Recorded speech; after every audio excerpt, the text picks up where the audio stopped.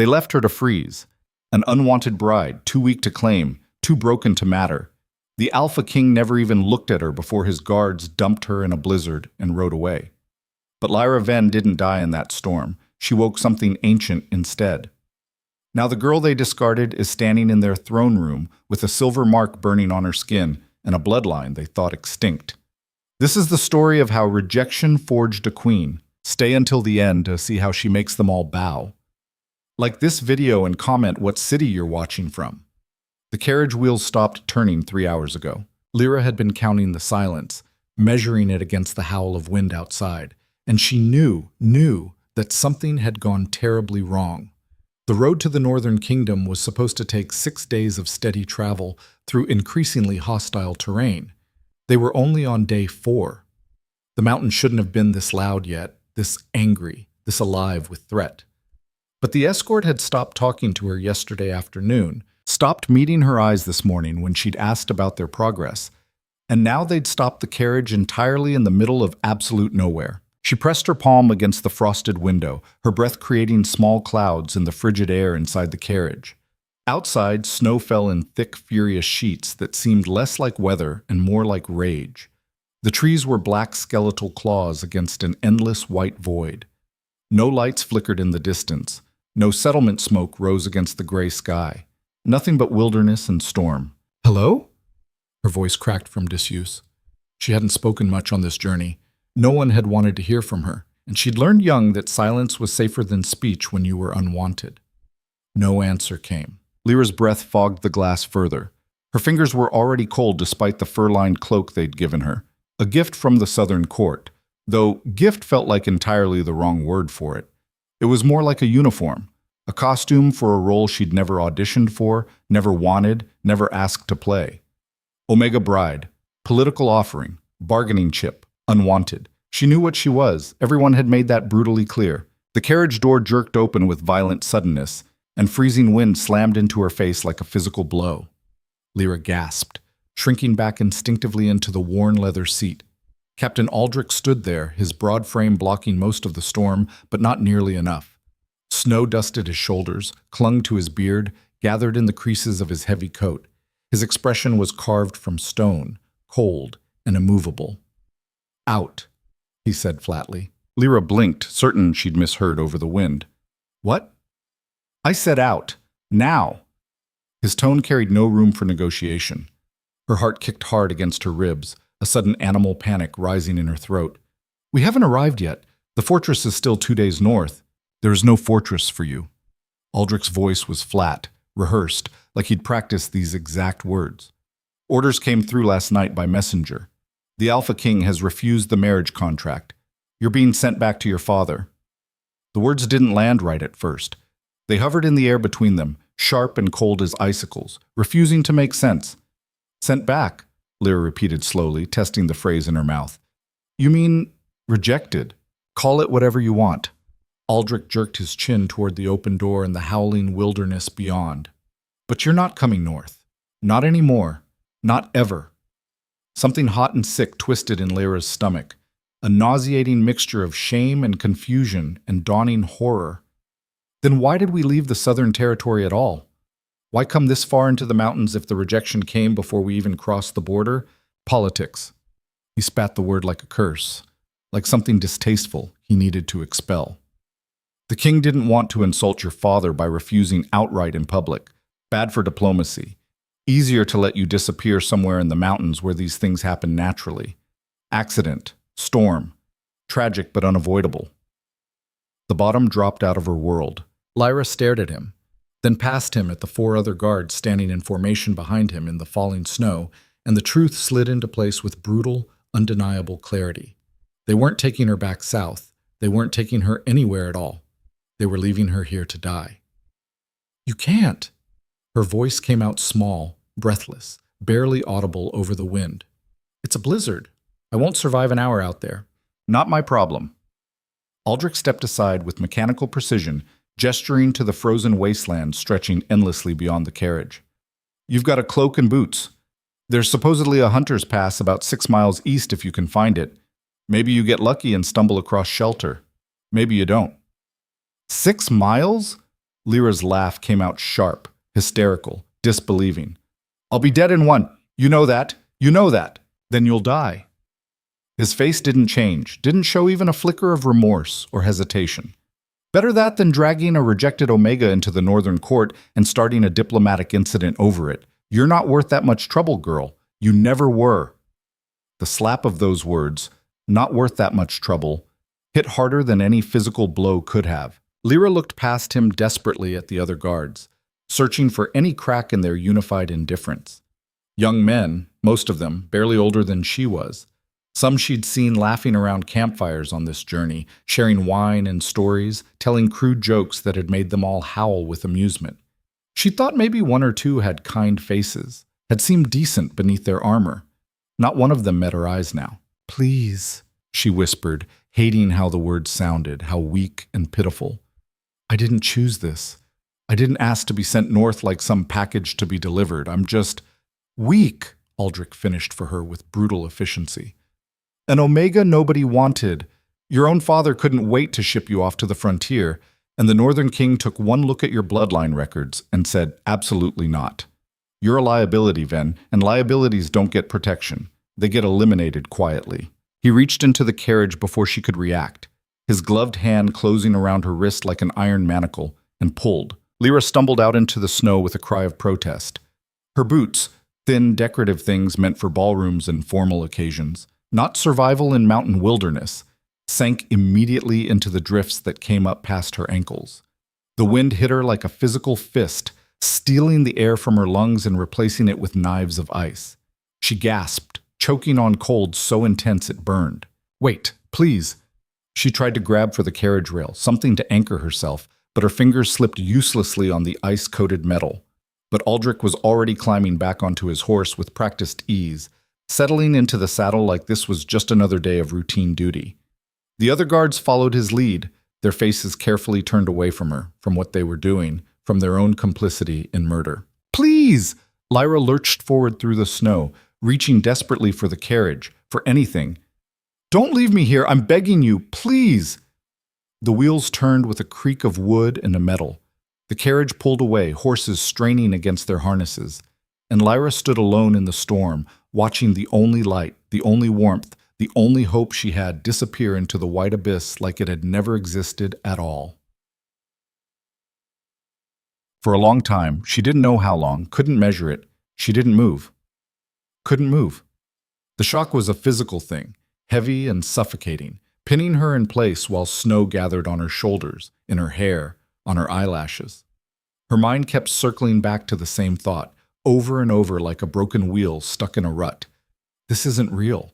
This can't be happening. This is a nightmare and I'll wake up. But the cold didn't care about denial or disbelief or desperate hope. Her fingers started to sting first, a bright, needling pain that climbed up her wrists and into her forearms. Then her face went numb, sensation draining away until she couldn't feel her nose or cheeks or lips anymore. When she tried to speak, to call out one more time into the empty wilderness, the words came out slurred and thick, her mouth refusing to cooperate. Move! Something primal in her brain screamed with increasing urgency. Move now or die here! Lyra took a step. Her boots skidded on a patch of ice hidden beneath the fresh snow. She went down hard, hands slamming into frozen ground with a crack that sent pain exploding up her wrists. But she barely felt it through the all-consuming cold. Everything was cold now. The air, the ground, her skin, her bones, her blood moving sluggishly through her veins. Get up! Get up! Get up! Up! She did somehow. Slowly, shakily, her legs trembling so violently she thought they might give out entirely. But she forced herself upright and looked around with growing desperation, searching for anything that might help. Trees, snow, wind, an endless gray-white void. No path, no road, no markers, no direction. Aldrich had said east. 6 miles to a hunter's pass, whatever that meant. But which way was east? The storm had erased everything. The sun, the sky, every possible landmark or point of reference. There was only white chaos spinning in every direction, disorienting and deadly. Lyra turned in a slow, unsteady circle, panic rising in her throat like bile. Pick a direction, she told herself frantically. Any direction. Just move. Stay still and you die for certain. She stumbled forward into the trees, choosing a path at random because there was no other choice. Look, time stopped meaning anything at all. There was only the next step, and the next after that. Lyra's entire world narrowed to the patch of ground directly in front of her boots, the only thing she could see through the blinding snow. She couldn't look farther ahead. The storm was too thick, the light too dim and failing. She didn't know if she was walking in circles or walking deeper into uninhabited wilderness. Didn't know if she'd been moving for an hour or 4 or 10. Her legs stopped obeying properly. She fell once, twice, 3 times. Lost count after that. The cold wasn't sharp anymore, which should have been a relief but somehow made everything worse. It had gone soft, almost warm, like slipping into a comfortable bath. That terrified her more than the pain had, because she knew what it meant. "You're dying," a calm, detached voice in her head observed with clinical precision. "This is what freezing to death feels like. Your body is shutting down. You have maybe an hour left, maybe less." "No," Lyra said it out loud, though her lips barely moved and the word came out mangled. "No, I'm not. I won't." Her boot caught on something buried in the snow, a root maybe, or a rock, and she went down again, face first this time. She didn't have the strength left to catch herself. Her hands didn't even try to break the fall. She lay there in the snow, cheek pressed against ice that somehow felt warm now, and felt her body start to surrender. This is it, she thought with strange, distant clarity. This is how it ends. Rejected before she ever became a Luna, before she ever had a chance to be anything at all. Sent north like a piece of unwanted baggage. Dumped in the snow like refuse, like something contaminated and disposable. Nobody would even know she'd died here. Her father wouldn't mourn her. He'd barely looked at her the day she left, had signed the contract without meeting her eyes, relieved to have one less burden in his house. The Southern court wouldn't ask questions or demand investigations. And the Northern king, the alpha who'd refused her without even meeting her first, would never know her name. Lyra Ven. Unwanted Omega. Weak bloodline. Discarded. Forgotten before she was even dead. No, the word came from somewhere deeper than conscious thought, somewhere primal and furious and utterly unwilling to accept this ending. No, not like this. Not for them. Lyra's fingers curled into the snow, nails scraping against ice. She didn't know where the strength came from, some last reserve hidden in bone and marrow, some stubborn core of self that refused to let the world win this easily. But she found it somehow. She pushed herself up onto her hands and knees, shaking violently. Then, using a tree trunk for support, she dragged herself to her feet, and she kept walking. The vision started when the sun went down. Or maybe the sun had been down for hours already. Lyra couldn't tell anymore, couldn't track the passage of time. The world was just darkness, and endless snow and cold that had moved beyond pain into something else entirely. But suddenly, there were shapes in the darkness. Figures moving between the trees, pale and translucent like ghosts or memories. A woman in a long gown that didn't move with the wind, her hair floating around her face like she was underwater. A man with a crown of silver branches growing from his skull. A child with eyes that glowed faintly in the dark. They didn't speak, but Lyra could feel them watching her, following her, keeping pace with her stumbling progress. Not real, she told herself desperately. Hypothermia, hallucinations. Your brain is dying and making things up. But they felt real. More real than anything else in this nightmare. One of the figures, the woman with white hair that moved like living water and eyes like frozen lakes, stepped directly into Lyra's path. Lyra stumbled to a stop, swaying dangerously, vision blurring. The woman reached out with a hand that wasn't quite solid. Her lips moved, forming words Lyra couldn't hear over the wind howling in her ears. "Find the stone," the vision seemed to say, her voice coming from inside Lyra's head rather than outside it. "Find the stone and remember what was taken." "Remember what?" Lyra's voice was barely a rasp, nearly inaudible. "I don't understand." The woman pointed with one translucent finger. Lyra turned her head with agonizing slowness, following the gesture, and saw it. A structure. No, a ruin. Half buried in snow and centuries of time, barely visible through the storm. Stone walls still standing despite impossible age. The skeleton of an archway carved with symbols that hurt to look at. Ancient and crumbling and clearly abandoned, but there, real, solid, shelter. Lyra didn't question it, didn't wonder if the vision was real or if her dying brain had conjured hope out of pure, desperate need. She just moved, stumbling toward the ruins with the absolute last fragments of her strength. The archway loomed overhead as she got closer, covered in layers of ice and carved with intricate symbols she didn't recognize. Patterns that seemed to shift and writhe when she looked at them directly. She fell through the opening more than walked, her legs finally giving out completely. She collapsed onto the stone floor inside. The wind died. Not completely. She could still hear it screaming outside like something alive and furious. But here, in this pocket of ancient protective stone, it was quieter, almost still. The difference was so stark it felt like a miracle. Lyra curled onto her side in the darkness, pulling her knees to her chest in a futile attempt at warmth. Her whole body shook with violent convulsions, muscles spasming uncontrollably. Her vision swam, edges going soft and dark. She could feel herself fading, consciousness slipping away like water through her fingers. I tried, she thought with her last coherent fragment of awareness. I tried so hard not to die. I fought.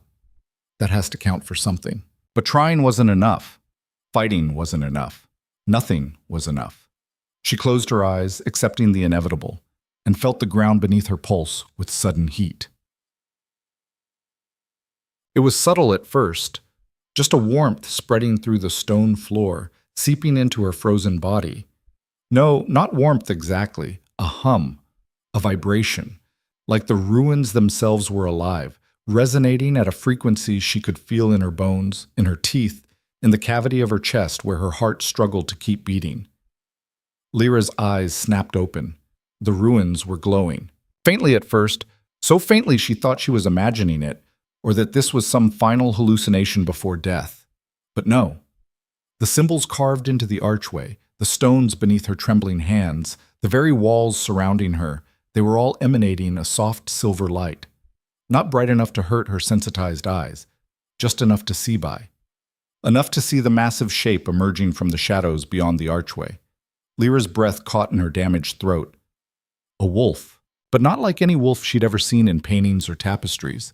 This creature was enormous, easily the size of a draft horse, with fur so black it seemed to absorb light rather than reflect it. Its eyes burned like hot coals in the darkness, fixed on her with unsettling intelligence. For a frozen moment, neither of them moved. Then the wolf lowered its massive head and, impossibly, horrifyingly, shifted. The transformation was seamless and brutal and strangely beautiful all at once. Bones cracked and reformed with sounds that made Lyra's stomach turn. Fur melted and receded into skin. The wolf's shape twisted, compressed, reorganized itself into something else entirely. And where the massive predator had stood, a man now crouched in the snow. Tall, broad-shouldered, powerful in a way that had nothing to do with mere physical size. His hair was dark, almost black, and fell past his shoulders. His eyes, those burning amber eyes, didn't change at all. He looked at Lyra like she was a puzzle he hadn't expected to find, a complication he didn't want. "You're alive," he said. His voice was low and rough, textured like gravel. Not unkind, but not gentle either. Blunt, factual. Lyra tried to answer, but her teeth were chattering too violently to form coherent words. Her whole body shook so hard she thought her bones might break from the force of it. The man moved closer with careful, controlled movements, like he was approaching something that might bolt. He reached out and pressed 2 fingers to her throat, checking her pulse. His hand was impossibly warm against her frozen skin.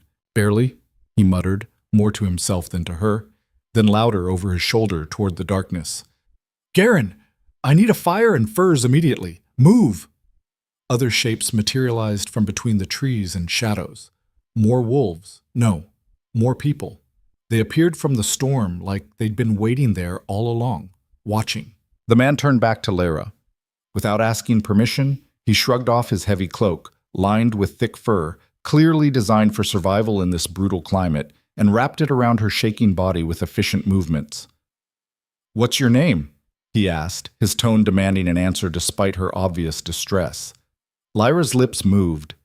It took 3 attempts to make actual sound emerge. "Lyra," she finally whispered, her voice barely audible. "Lyra. Ven." Something flickered across his face. Surprise? Recognition? Concern? She couldn't read it, couldn't focus enough to interpret his expression. "Well, Lyra Ven," he said quietly, his voice carrying a strange weight. "You picked a hell of a place to die." He lifted her into his arms like she weighed absolutely nothing. Lyra tried to protest, to say she could walk on her own, that she didn't need help, but her body had completely given up on responding to commands from her brain. She sagged against his chest, too weak to do anything but let herself be carried like a child. "Who?" She forced the word out through chattering teeth. "Who are you?" The man looked down at her, firelight from somewhere reflecting in those impossible amber eyes that saw too much. "Kyle," he said simply. "Kyle Draven, Alpha King of the North." And Lyra's world, already fractured and broken beyond repair, shattered completely into pieces too small to ever put back together. The man whose rejection had sealed her death sentence was now carrying her broken body toward warmth and safety, and she couldn't even begin to understand why. She woke to warmth so intense it hurt. Real warmth. Not the false, deceptive warmth of hypothermia that signaled approaching death, but actual heat. A fire crackling aggressively nearby, flames snapping and popping. Heavy furs piled on top of her in suffocating layers. Stone walls blocking the relentless wind she could still hear howling outside. Lyra's eyes cracked open with tremendous effort. She was inside somewhere. Not the ruins. This place had a roof, walls that didn't crumble, proper architecture. A fortress, maybe. Though the construction looked ancient, the stones fitted together with a precision that suggested old knowledge. Torches burned in iron sconces mounted along the walls. The ceiling arched high overhead, carved with elaborate symbols similar to the ones she'd seen in the ruins.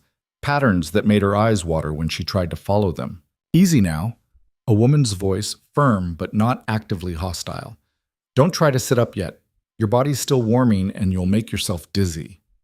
Lyra turned her head slowly, carefully. A woman sat beside what appeared to be a bed. Older, maybe 50, with gray streaking liberally through her dark hair and sharp, assessing eyes that missed absolutely nothing. She held a clay cup, steam rising from whatever liquid it contained. "Drink this," the woman instructed, pressing the cup to Lyra's cracked lips with practiced efficiency. The liquid was bitter, intensely herbal, but blessedly warm. Lyra drank it down in desperate gulps, not caring what it was or what it might do to her. "Slowly," the woman warned, pulling the cup back slightly. "You'll make yourself sick gulping like that." Lyra forced herself to slow down, to sip instead of gulp, though everything in her screamed to consume the warmth as fast as possible. When the cup was finally empty, she lowered it with a gasp. Her throat burned from the heat, but the sensation spreading through her chest was worth any discomfort. "Where?" Her voice cracked painfully. "Where am I?" "Draven Fortress, heart of the North Kingdom." The woman set the cup aside on a small table. "You're extraordinarily lucky, though I suspect you don't feel lucky.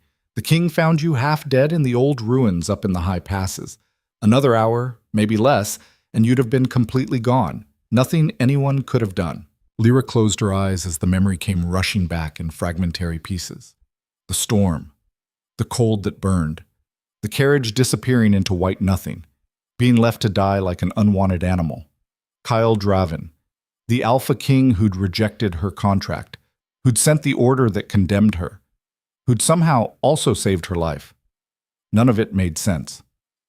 "I wasn't supposed to be here," Lyra whispered, opening her eyes again. The woman raised one eyebrow, her expression skeptical. "Clearly not. You had no cold weather gear worth mentioning, no supplies for mountain travel, and you were stumbling around in the worst blizzard we've had in a decade, like a lost lamb with no sense. What happened to you?" Lyra opened her mouth and stopped, uncertainty flooding through her. What could she say? What should she say?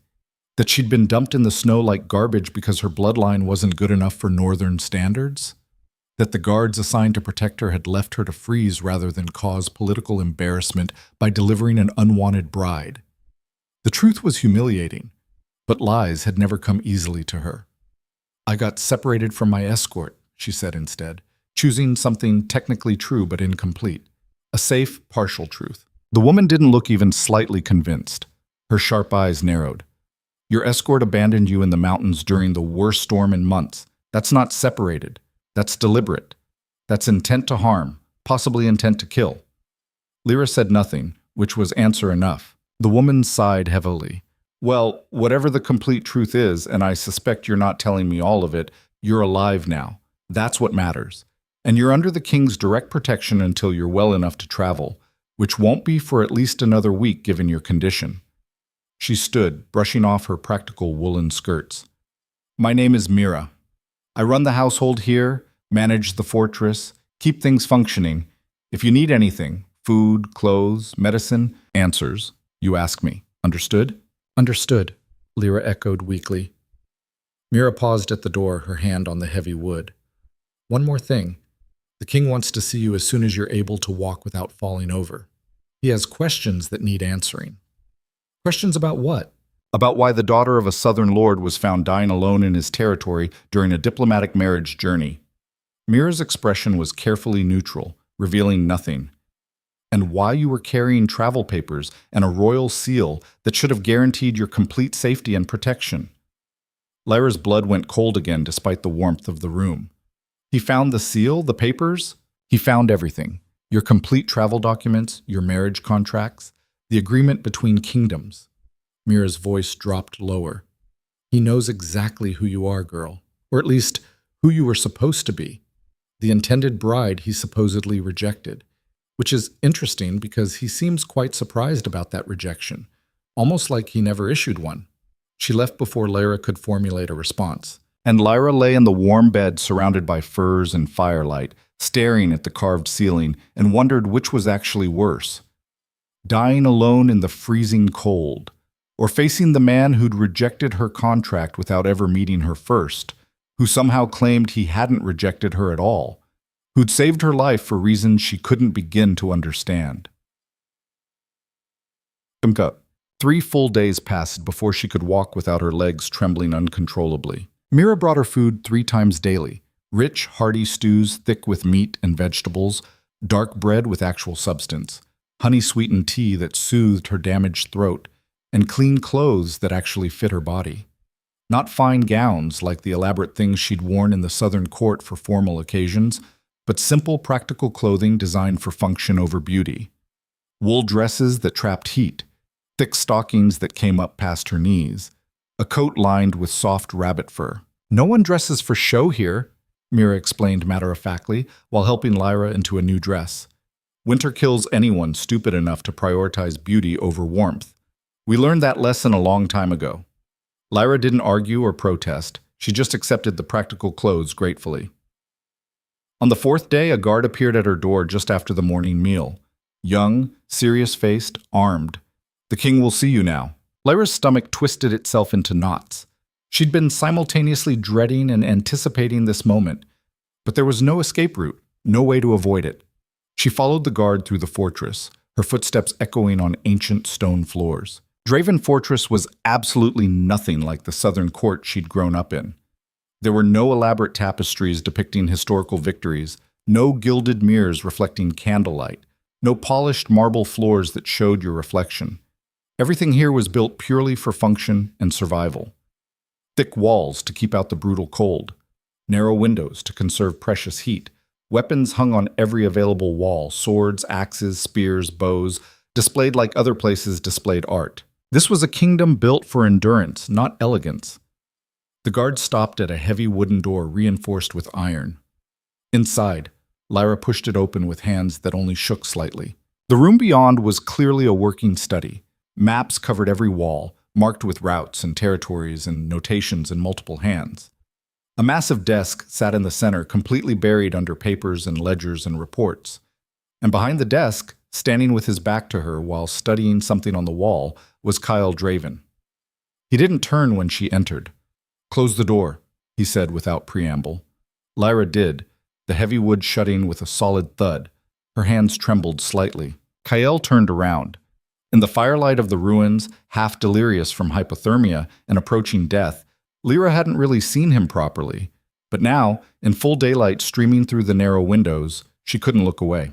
He was younger than she'd expected for a king, maybe 30, though it was genuinely hard to tell with the hardness etched into his features. His face was all severe angles, sharp jaw, high cheekbones, a thin scar cutting cleanly through his left eyebrow. His hair was pulled back from his face. His eyes were the same burning amber she remembered from the ruins, and they pinned her in place like a physical force. He looked like he'd been carved from the same unforgiving stone as his mountains. "Sit," he said. It absolutely wasn't a request. Lyra sat in the chair facing his desk, her back straight despite her lingering weakness.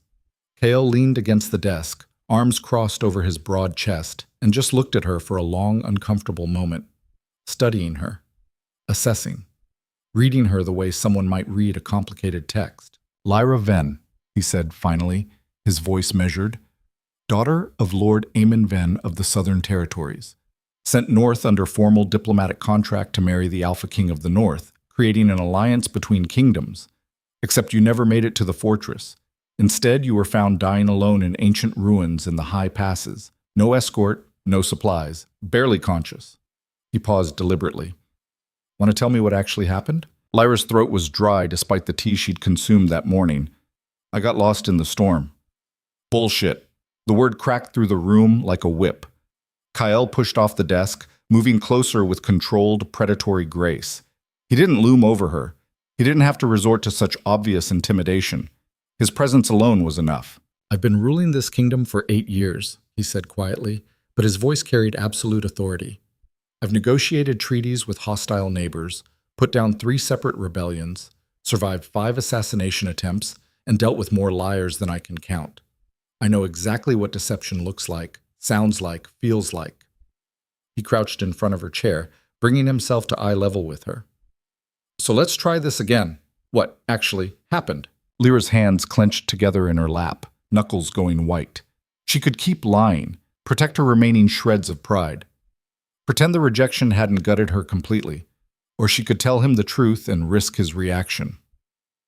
"You rejected the marriage contract," she said, her voice steadier than she felt inside. "Your messenger brought the official refusal before we even crossed into Northern Territory. Said I wasn't suitable, wasn't what you needed." Kale's expression didn't change at all. And the captain of my escort decided I wasn't worth the trouble or political complications of bringing back south. The words tasted bitter and sharp in her mouth. "So he had his men dump me in the mountains during the blizzard and leave me to freeze. Called it an accident that no one would question. Said it was easier than explaining why the great Alpha King didn't want a weak Omega who couldn't even shift properly." Complete silence filled the study. Kyle stared at her with those burning eyes. Then he stood abruptly, turned, and slammed his fist into the desk so hard the ancient wood cracked audibly down the middle. "What?" Lyra flinched involuntarily at the explosion of violence. Kyle spun back to face her, and for the first time she saw something other than controlled authority in his face. He looked absolutely furious, rage burning just beneath his skin. "I never rejected you," he said, biting off each word precisely. "I never sent a messenger south. Never saw your contract papers until I found them in your belongings. Never issued any refusal or rejection." His voice was low, dangerous, controlled fury. "Someone forged that order in my name, and I'm going to find out exactly who and make them regret every breath they've taken since." The room seemed to tilt sideways. Lyra couldn't breathe. "What? The captain lied to you. Or someone lied to him first." Kale's jaw worked, muscles tightening visibly. "Either way, someone left you to die on my land using my name as justification. That's not just attempted murder, that's an act of war between kingdoms." Lyra couldn't process what she was hearing. "You're saying I was supposed to come here? This whole time? The marriage was supposed to happen?" "Yes." Kale moved to the window, staring out at the snow-covered mountains beyond with his back rigid. "The contract was signed and sealed. I was expecting your arrival. And then you just never showed up. No message, no explanation, nothing." "Then why?" Lyra's voice broke. "Why would someone do this? Who benefits from—" "I don't know yet." Kale's hands gripped the window frame hard enough that Lyra heard the wood creak in protest. But I'm going to find out. And when I do, whoever orchestrated this is going to wish very sincerely that they died in that storm instead of you. Lyra sat frozen in the chair, her entire understanding of reality reorganizing itself painfully. She hadn't been rejected for being too weak. She'd been betrayed, set up to die for reasons she didn't understand. But Kale turned back to her then, and his eyes were absolutely serious, burning with intensity. "You're staying here," he said, and it clearly wasn't up for debate. "Until we figure out who tried to kill you and why. Until we understand what's actually happening. You're under my direct protection, which means anyone who tries to harm you answers to me personally. Understood?" Lyra's voice was barely a whisper. "Yes. Understood." "Good." He moved toward the door, then paused with his hand on the wood. Something in his expression shifted, softened, just fractionally. "One more thing," he said quietly. "What?" Kale looked at her over his shoulder, and genuine regret flickered across his harsh features. "I'm sorry," he said, the words clearly not coming easily to him, "for what they did to you, for what you went through alone, for the fact that my name was used to justify your suffering. None of that should have happened. You deserved better." And then he was gone, the door closing firmly behind him. Lyra sat alone in the study, surrounded by maps of territories she didn't understand and strategies she couldn't read, staring at the cracked desk, and felt something strange and unfamiliar unfurl slowly in her chest. Not hope, exactly. Hope seemed too fragile, too dangerous, but something close to it, something like possibility. I wasn't rejected because I was worthless, she thought, testing the idea carefully. I was betrayed because someone wanted me dead, and suddenly, dying in the freezing cold didn't seem like the worst thing that had happened to her. It seemed like the beginning of something else entirely, something that started with questions and might end with answers, or revenge. The whispers started on her second week in the fortress. Lyra heard them everywhere she went, in the corridors when she passed clusters of servants who fell suddenly silent, in the great hall during meals when conversations dropped to pointed murmurs, in the training yards when guards thought she was out of earshot.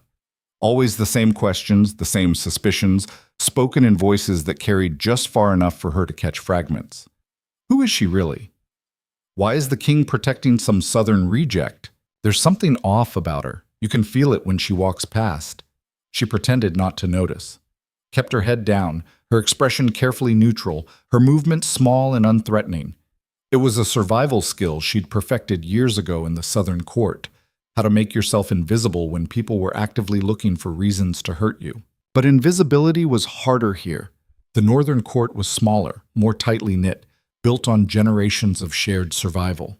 Everyone knew everyone else's business, their loyalties, their weaknesses.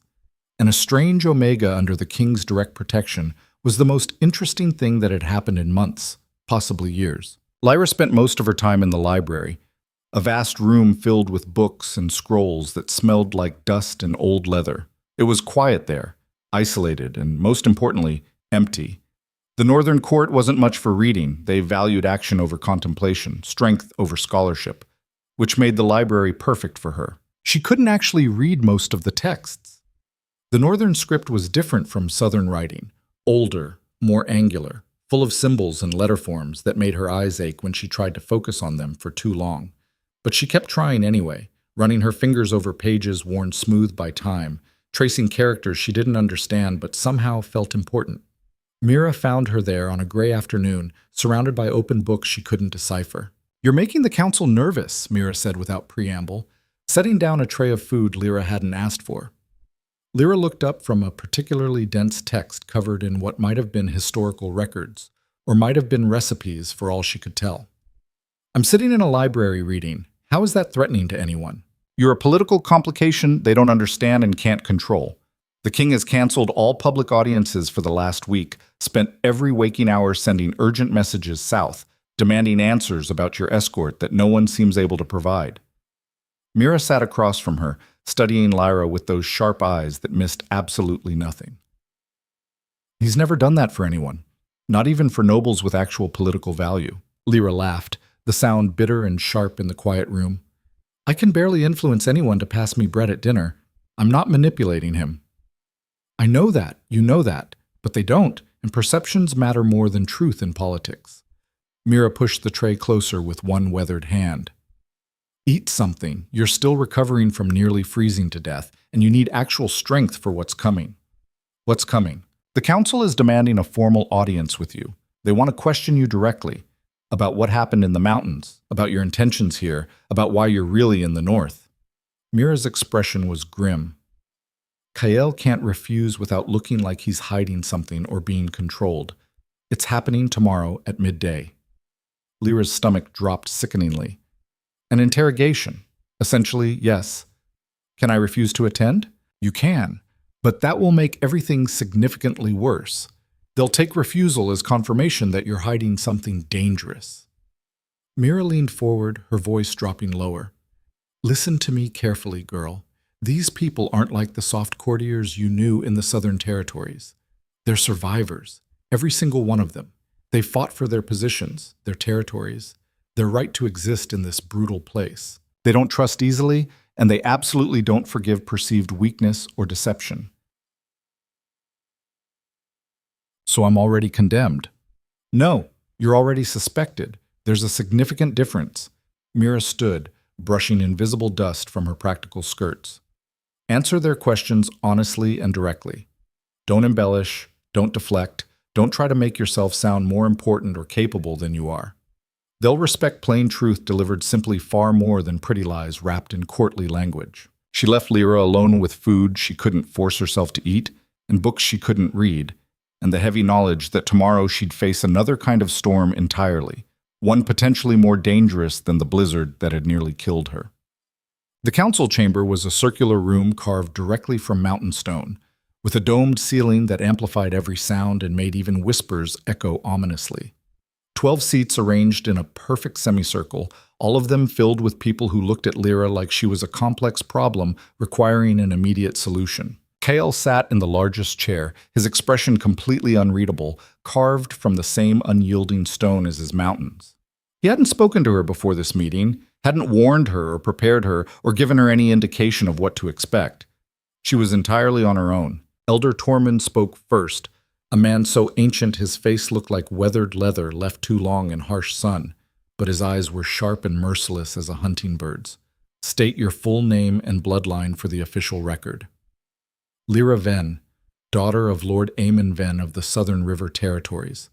Her voice sounded embarrassingly small in the vast echoing space, thin and uncertain. And you claim you were sent north under formal diplomatic contract as a bride for our king. I don't claim it. I was sent north. I have the marriage contracts, the signed agreements. Contracts can be forged with sufficient skill and resources.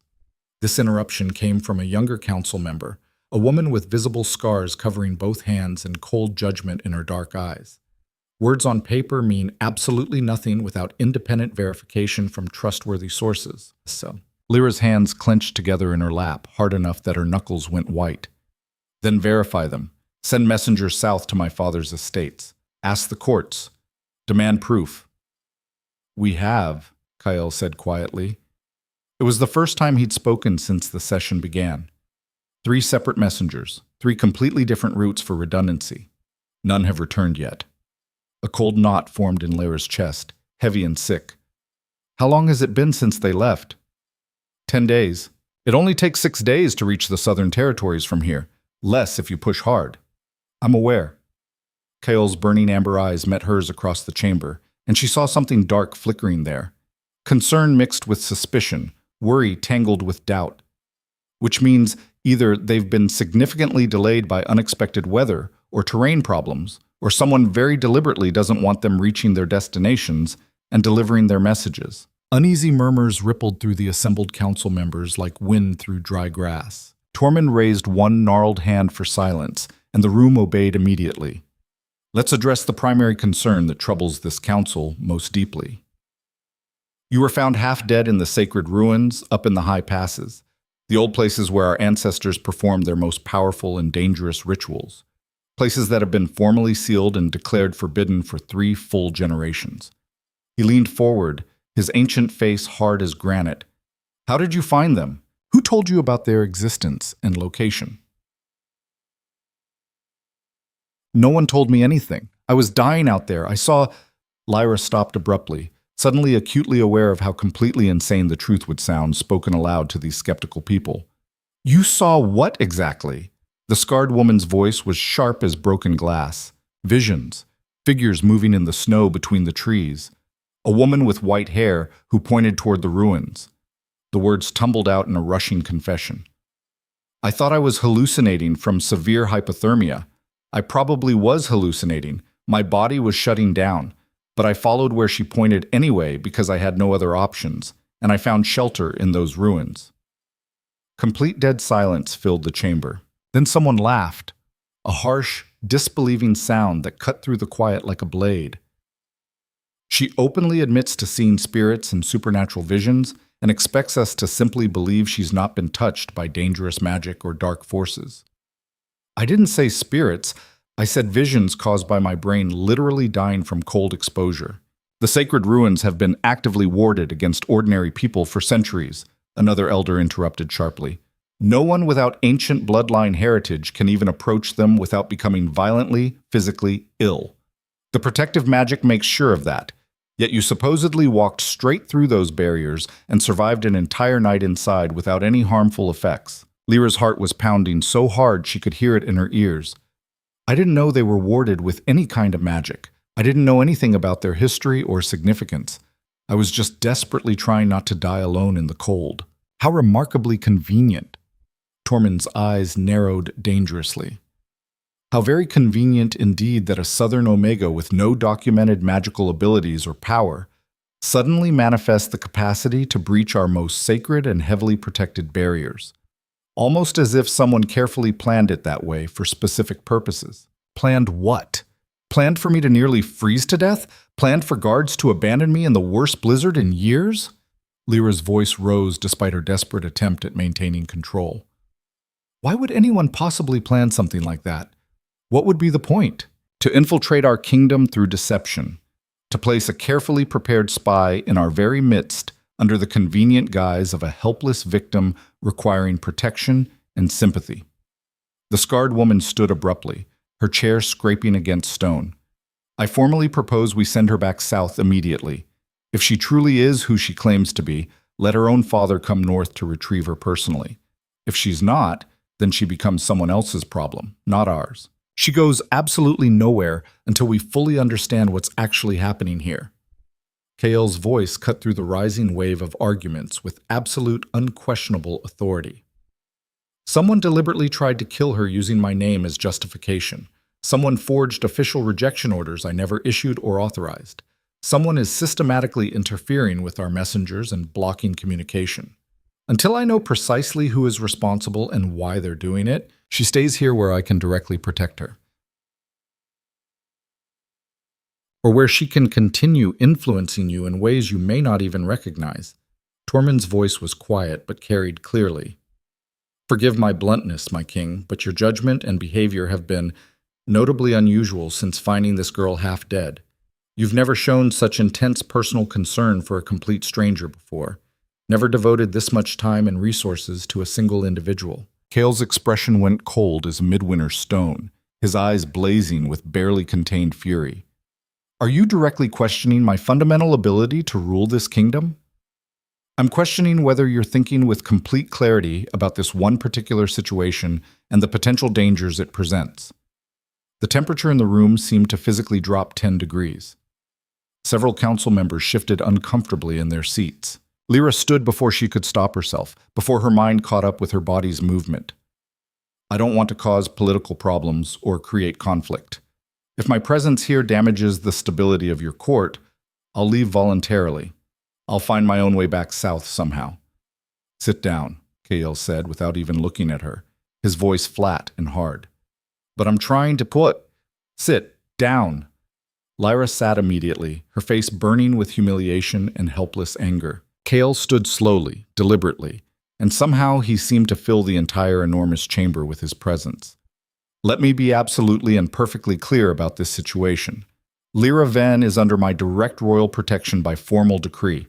Anyone who deliberately harms her, threatens her safety, or attempts to remove her from this fortress without my explicit written permission will answer to me personally and face severe consequences. Is that completely understood by everyone present? Reluctant nods circled the room, some more genuine than others. Excellent. This council session is formally dismissed. We'll reconvene when the Southern messengers finally return with actual verified answers instead of endless speculation. Kyle strode toward the heavy doors, then paused with one hand on the iron handle. Lyra, my private study, immediately. She followed him out through corridors that seemed to stretch forever, acutely painfully aware of suspicious eyes burning into her back from every direction. Kael's study felt significantly smaller with both of them occupying it, the air thick and heavy with unspoken tension and unanswered questions. He paced restlessly like a caged wolf, dangerous energy radiating off him in almost visible waves. That went extremely poorly. They think I'm lying about everything, or worse, that I'm some kind of active threat to the kingdom. Lyra wrapped her arms tightly around herself, trying to contain the trembling that had started during the council session and hadn't stopped. They think I'm manipulating you somehow, using Omega influence to cloud your judgment and make you act irrationally. They think you're an unknown variable in a dangerous situation they can't predict or control. And honestly, they're absolutely right to be concerned and suspicious. Kael stopped pacing abruptly and looked directly at her with those burning eyes. Something fundamental doesn't add up here. The more thoroughly I investigate this situation, the less logical sense any of it actually makes. What do you mean? Your father confirmed the marriage contract when my first messenger reached him. He signed it willingly according to all reports, sent you north with what he considered appropriate ceremony and proper escort. He seemed genuinely confused about why I was asking for confirmation. Kael's jaw tightened visibly. But the escort captain, this Aldrich you described, he and his entire unit have completely vanished, disappeared. No one's seen any of them since they supposedly abandoned you in the mountains to die. Lyra felt ice forming in her veins despite the warm fire burning in the study. They existed. They were absolutely real.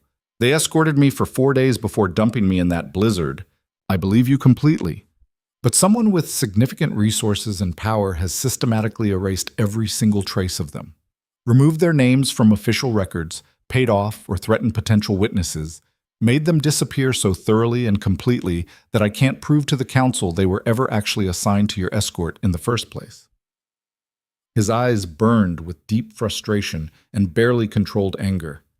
And that rejection letter they showed you, claiming it came directly from me, it was forged so expertly, with such perfect attention to detail, that it fooled experienced royal guards who should have known better. Someone with direct access to authentic royal seals and official documents did this. Mom, someone inside your own court, or someone with extremely deep connections to people inside it. Kael moved to the narrow window, staring out at snow-covered peaks that stretched endlessly toward a gray sky. Which means I fundamentally can't trust my own people right now, can't know for certain who might be working against me or why they'd want you dead specifically. Lyra processed this carefully, her mind racing through implications and possibilities. What about the sacred ruins? The council made very serious accusations about them. Is it actually true that they're magically warded? Kael was quiet for a long, heavy moment, his broad shoulders tense. Yes. The old places scattered throughout these mountains are protected by magic so ancient and complex that we don't fully understand how it works anymore. The knowledge was lost generations ago. Only those carrying blood from the original founding families can safely enter them without severe consequences. Everyone else gets violently physically sick, can't find the entrances even when they should be obvious, or experiences overwhelming terror that drives them away. But I'm not from any ancient bloodline. My family is barely notable minor nobility in the Southern River territories. We're nobody important. Which raises extraordinarily interesting questions that need answers. Kyle turned to face her fully, his expression serious and intense. Questions I need resolved before the council tears itself completely apart, arguing about you and what you might represent. What kind of questions? About who you actually are beneath the surface identity you've always known. About what you might unknowingly be carrying in your blood and bones without any conscious awareness of it. He crossed his muscular arms over his chest. I want you to undergo a formal bloodline test. It's an ancient ritual our elders performed to trace family lineage back through generations and identify inherited magical gifts or abilities. It won't cause you physical harm, but it will reveal the complete truth of your ancestry. Do itametum. Real fear spiked sharply through Lyra's chest. And if it reveals I'm genuinely nobody? Just a weak Omega with no special bloodline or hidden heritage? Then at least we'll know the truth with certainty, and I can tell the Council they're being paranoid and seeing threats where none exist. Kyle's harsh expression softened just fractionally, barely noticeably. But if the ritual reveals something else, something unexpected, we deal with that situation when it actually happens, not before. Lyra wanted desperately to refuse, wanted to run from this room, this fortress, this entire impossible nightmare situation she'd stumbled into. But where would she actually go? Back south to a father who'd shipped her north without a single backward glance.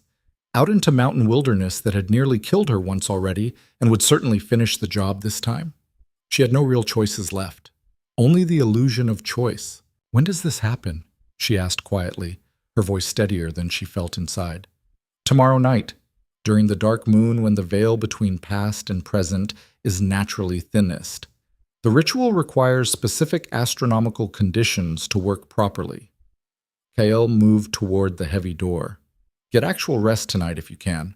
Whatever the test reveals, you'll need your strength to deal with the consequences. He left her standing alone in the study, and Lyra realized with sudden sharp clarity that she was genuinely more afraid of what the bloodline test might reveal than she'd been of freezing to death in the storm. At least dying in the cold would have been simple, final. This felt like standing on the edge of something vast and terrifying that might swallow her completely. Sleep refused to come that night despite her exhaustion. Lyra lay in her borrowed bed, staring at carved ceiling beams barely visible in the darkness, listening to the fortress settle and creak around her like a living thing. Every time she managed to close her eyes for more than a few seconds, she saw the woman from her visions. White hair floating like it was underwater, frozen lake eyes staring with uncomfortable intensity, pale lips forming words Lyra still couldn't quite hear clearly enough to understand. Find the stone. Remember what was taken from you. What stone? What was taken? None of it made any coherent sense, and the not knowing felt like insects crawling under her skin. She must have dozed fitfully at some point because she jerked violently awake to find pale morning light filtering weakly through the narrow window and Mira standing beside her bed with an expression of deep concern etched into every line of her weathered face. Get up right now and get dressed quickly. Something significant has happened. Lyra's heart jumped painfully. What? What happened? One of the southern messengers finally returned, the one who was sent directly to your father's estates. Mira's face was grim, her mouth pressed into a tight line. He barely made it back here alive. Someone ambushed him brutally about 2 days south of the fortress, tried very hard to kill him and completely destroy the messages he carried.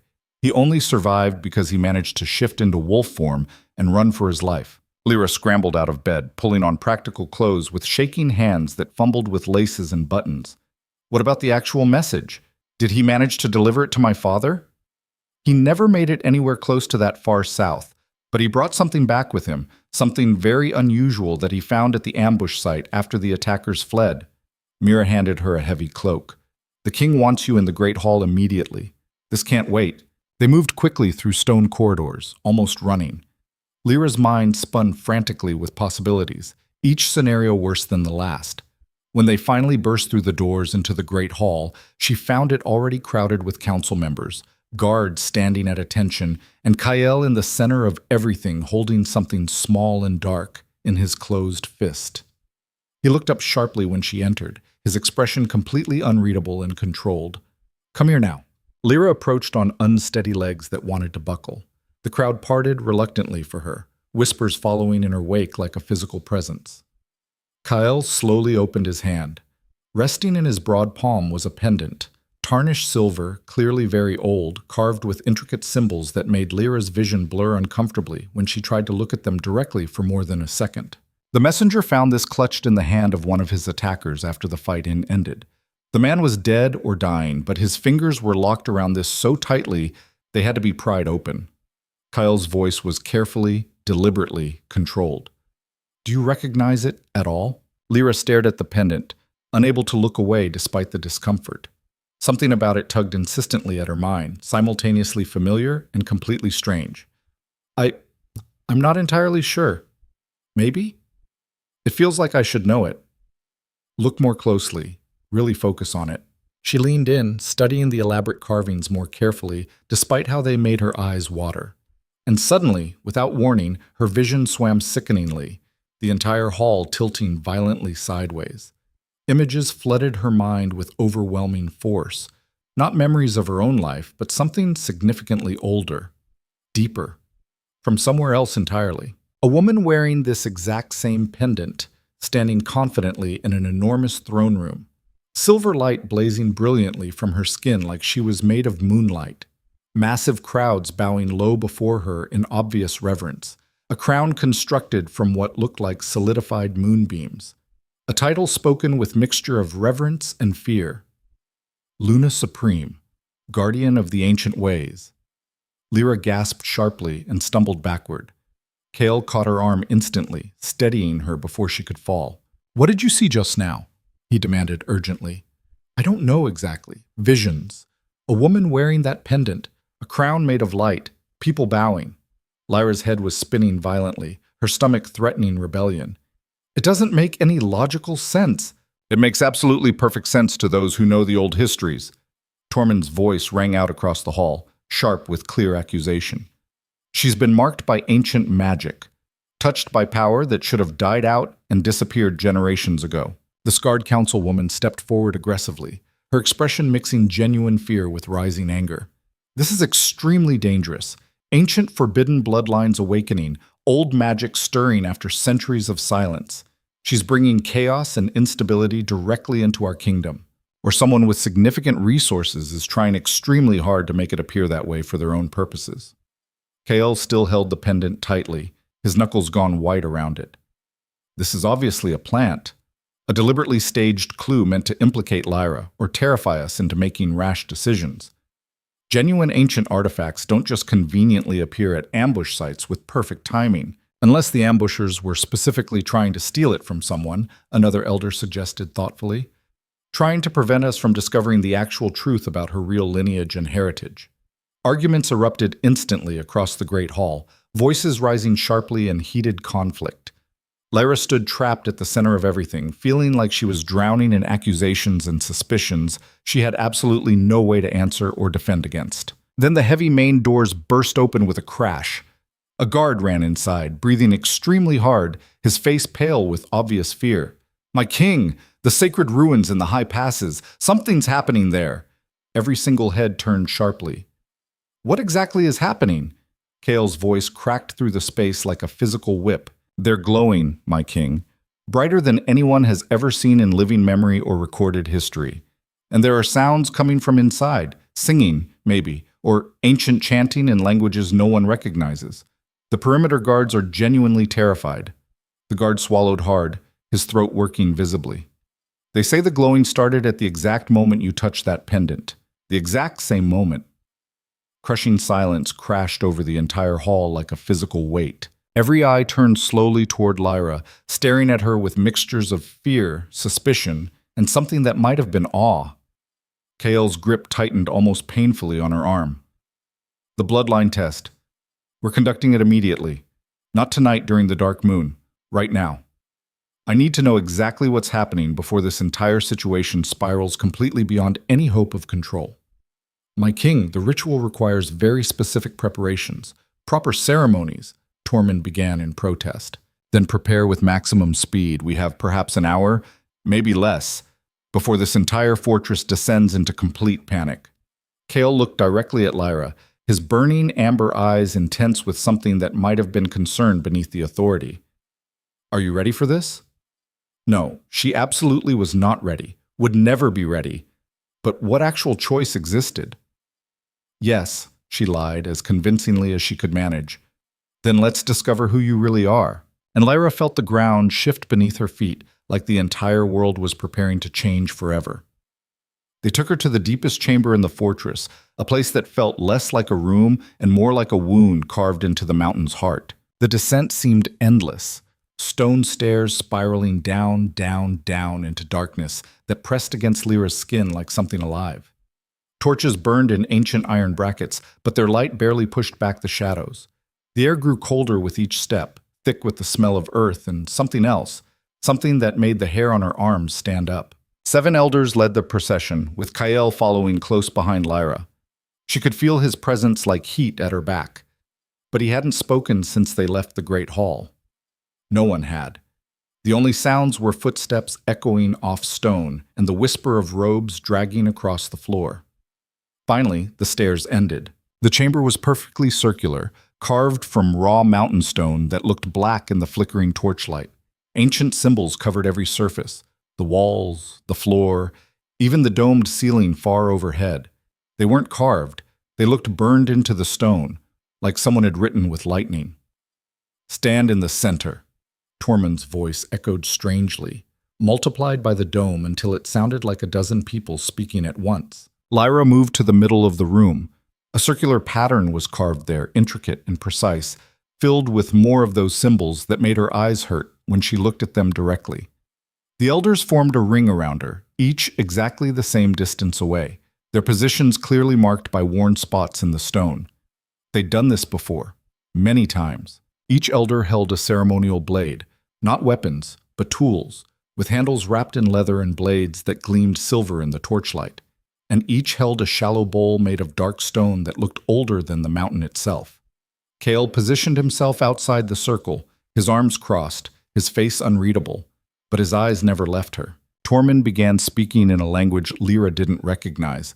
The words were harsh, guttural, nothing like the common tongue or even the northern dialect she'd been struggling to understand. The other elders joined him, their voices creating harmonies that shouldn't have been possible, sounds that made the air itself vibrate. The symbols on the floor began to glow faintly. "Your hand," Tormund commanded in the common tongue, breaking from the chant. Lyra extended her right hand, palm up. It shook despite her best efforts to steady it. The blade was cold when Tormund pressed it to her palm. Then came the pain, sharp and bright as he drew the edge across her skin in one smooth motion. Blood welled up immediately, dark red against her pale skin. He guided her hand over the bowl he held, letting 3 drops fall. They hit the dark liquid already in the bowl with sounds like bells ringing in the distance. The mixture immediately began to glow with the same silver light from the symbols. Then Tormund poured it onto the floor in a specific pattern, and the carved symbols blazed with sudden brilliance so intense Lyra had to close her eyes against it. "Speak your name and bloodline," Tormund intoned, his voice carrying weight that had nothing to do with volume. "Speak truth, for the old magic knows deception and will punish it." Lyra Ven, daughter of Aemon Ven, granddaughter of... The light exploded. Lyra screamed as images slammed into her mind with the force of physical blows. Not visions this time, memories. But they weren't hers. Couldn't be hers. They were too old, too vast, too complete. A throne room built from white stone that seemed to generate its own light. Enormous windows overlooking mountains and forests and rivers that stretched to impossible horizons. A woman sitting on a throne carved from a single massive crystal, wearing a crown that looked like captured starlight. The woman had white hair that moved like it was underwater and eyes the color of winter ice. She was beautiful in a way that hurt to look at directly, powerful in a way that made Lyra's bones ache. Luna Supreme, Selene Corvain, first of her line, guardian of the ancient ways, queen of the United Kingdoms. The throne room filled with people, hundreds of them, thousands, all bowing low, not from fear, from genuine reverence, from love. Then the memory shifted, moved forward in time. Wars fought across those mountains and forests, treaties signed in blood and magic, peace maintained through strength and wisdom combined. A kingdom that spanned territories Lyra didn't recognize, united under one crown, one rule, one purpose. Then came the betrayal. Lyra felt it like a knife in her own chest, the shock, the pain, the disbelief. Someone close, someone trusted, poison in wine. A coup launched in the middle of a celebration when guards were drunk and defenses were down. The throne room burning, the crystal throne shattering, the Luna Supreme fighting desperately, her power blazing like a dying star but outnumbered, overwhelmed, mortally wounded. And her final act? Not revenge, but protection. magic that tore through the palace like a hurricane, gathering her remaining bloodline, children, grandchildren, nieces and nephews, and scattering them, hiding them, erasing their identities, their heritage, their very understanding of who they were, burying the truth so deep that even they wouldn't know what they carried. "Let them live," the dying queen whispered with her last breath. "Let them survive, even if they never remember. Better forgotten than dead." The royal line scattered like seeds in a storm. Some went north, some went south. Some disappeared into the west, where maps ended and legends began. Their names changed. Their histories were rewritten. Generations passed, each one further from the truth, until the bloodline itself became a myth, a story told to children, a throne that remained empty so long people forgot it had ever been filled, presumed extinct. But extinction and hidden survival looked identical from the outside. Lyra collapsed to her knees, blood streaming from her nose and ears. The symbols on the floor were burning themselves into her vision, rearranging into a pattern she suddenly understood with perfect clarity, a family tree stretching back not just years but centuries. Her family tree. 23 generations, each name glowing briefly before fading, lines branching, splitting, some ending abruptly in death, others continuing forward through time and distance in deliberate obscurity. All of them leading inexorably to a single name at the root: Selene Corvain, Luna Supreme, last queen of the United Kingdoms. And at the very end, newest and brightest, Lyra Ven, bloodline direct. Status, last living heir, presumed extinct, but very much alive. Lyra looked down at her left shoulder where her dress had torn, or maybe where the fabric had simply burned away. A mark was forming there, glowing silver, impossibly bright, a crest she'd never seen before but somehow recognized deep in her bones. A crescent moon surrounded by stars, with a crown at its center.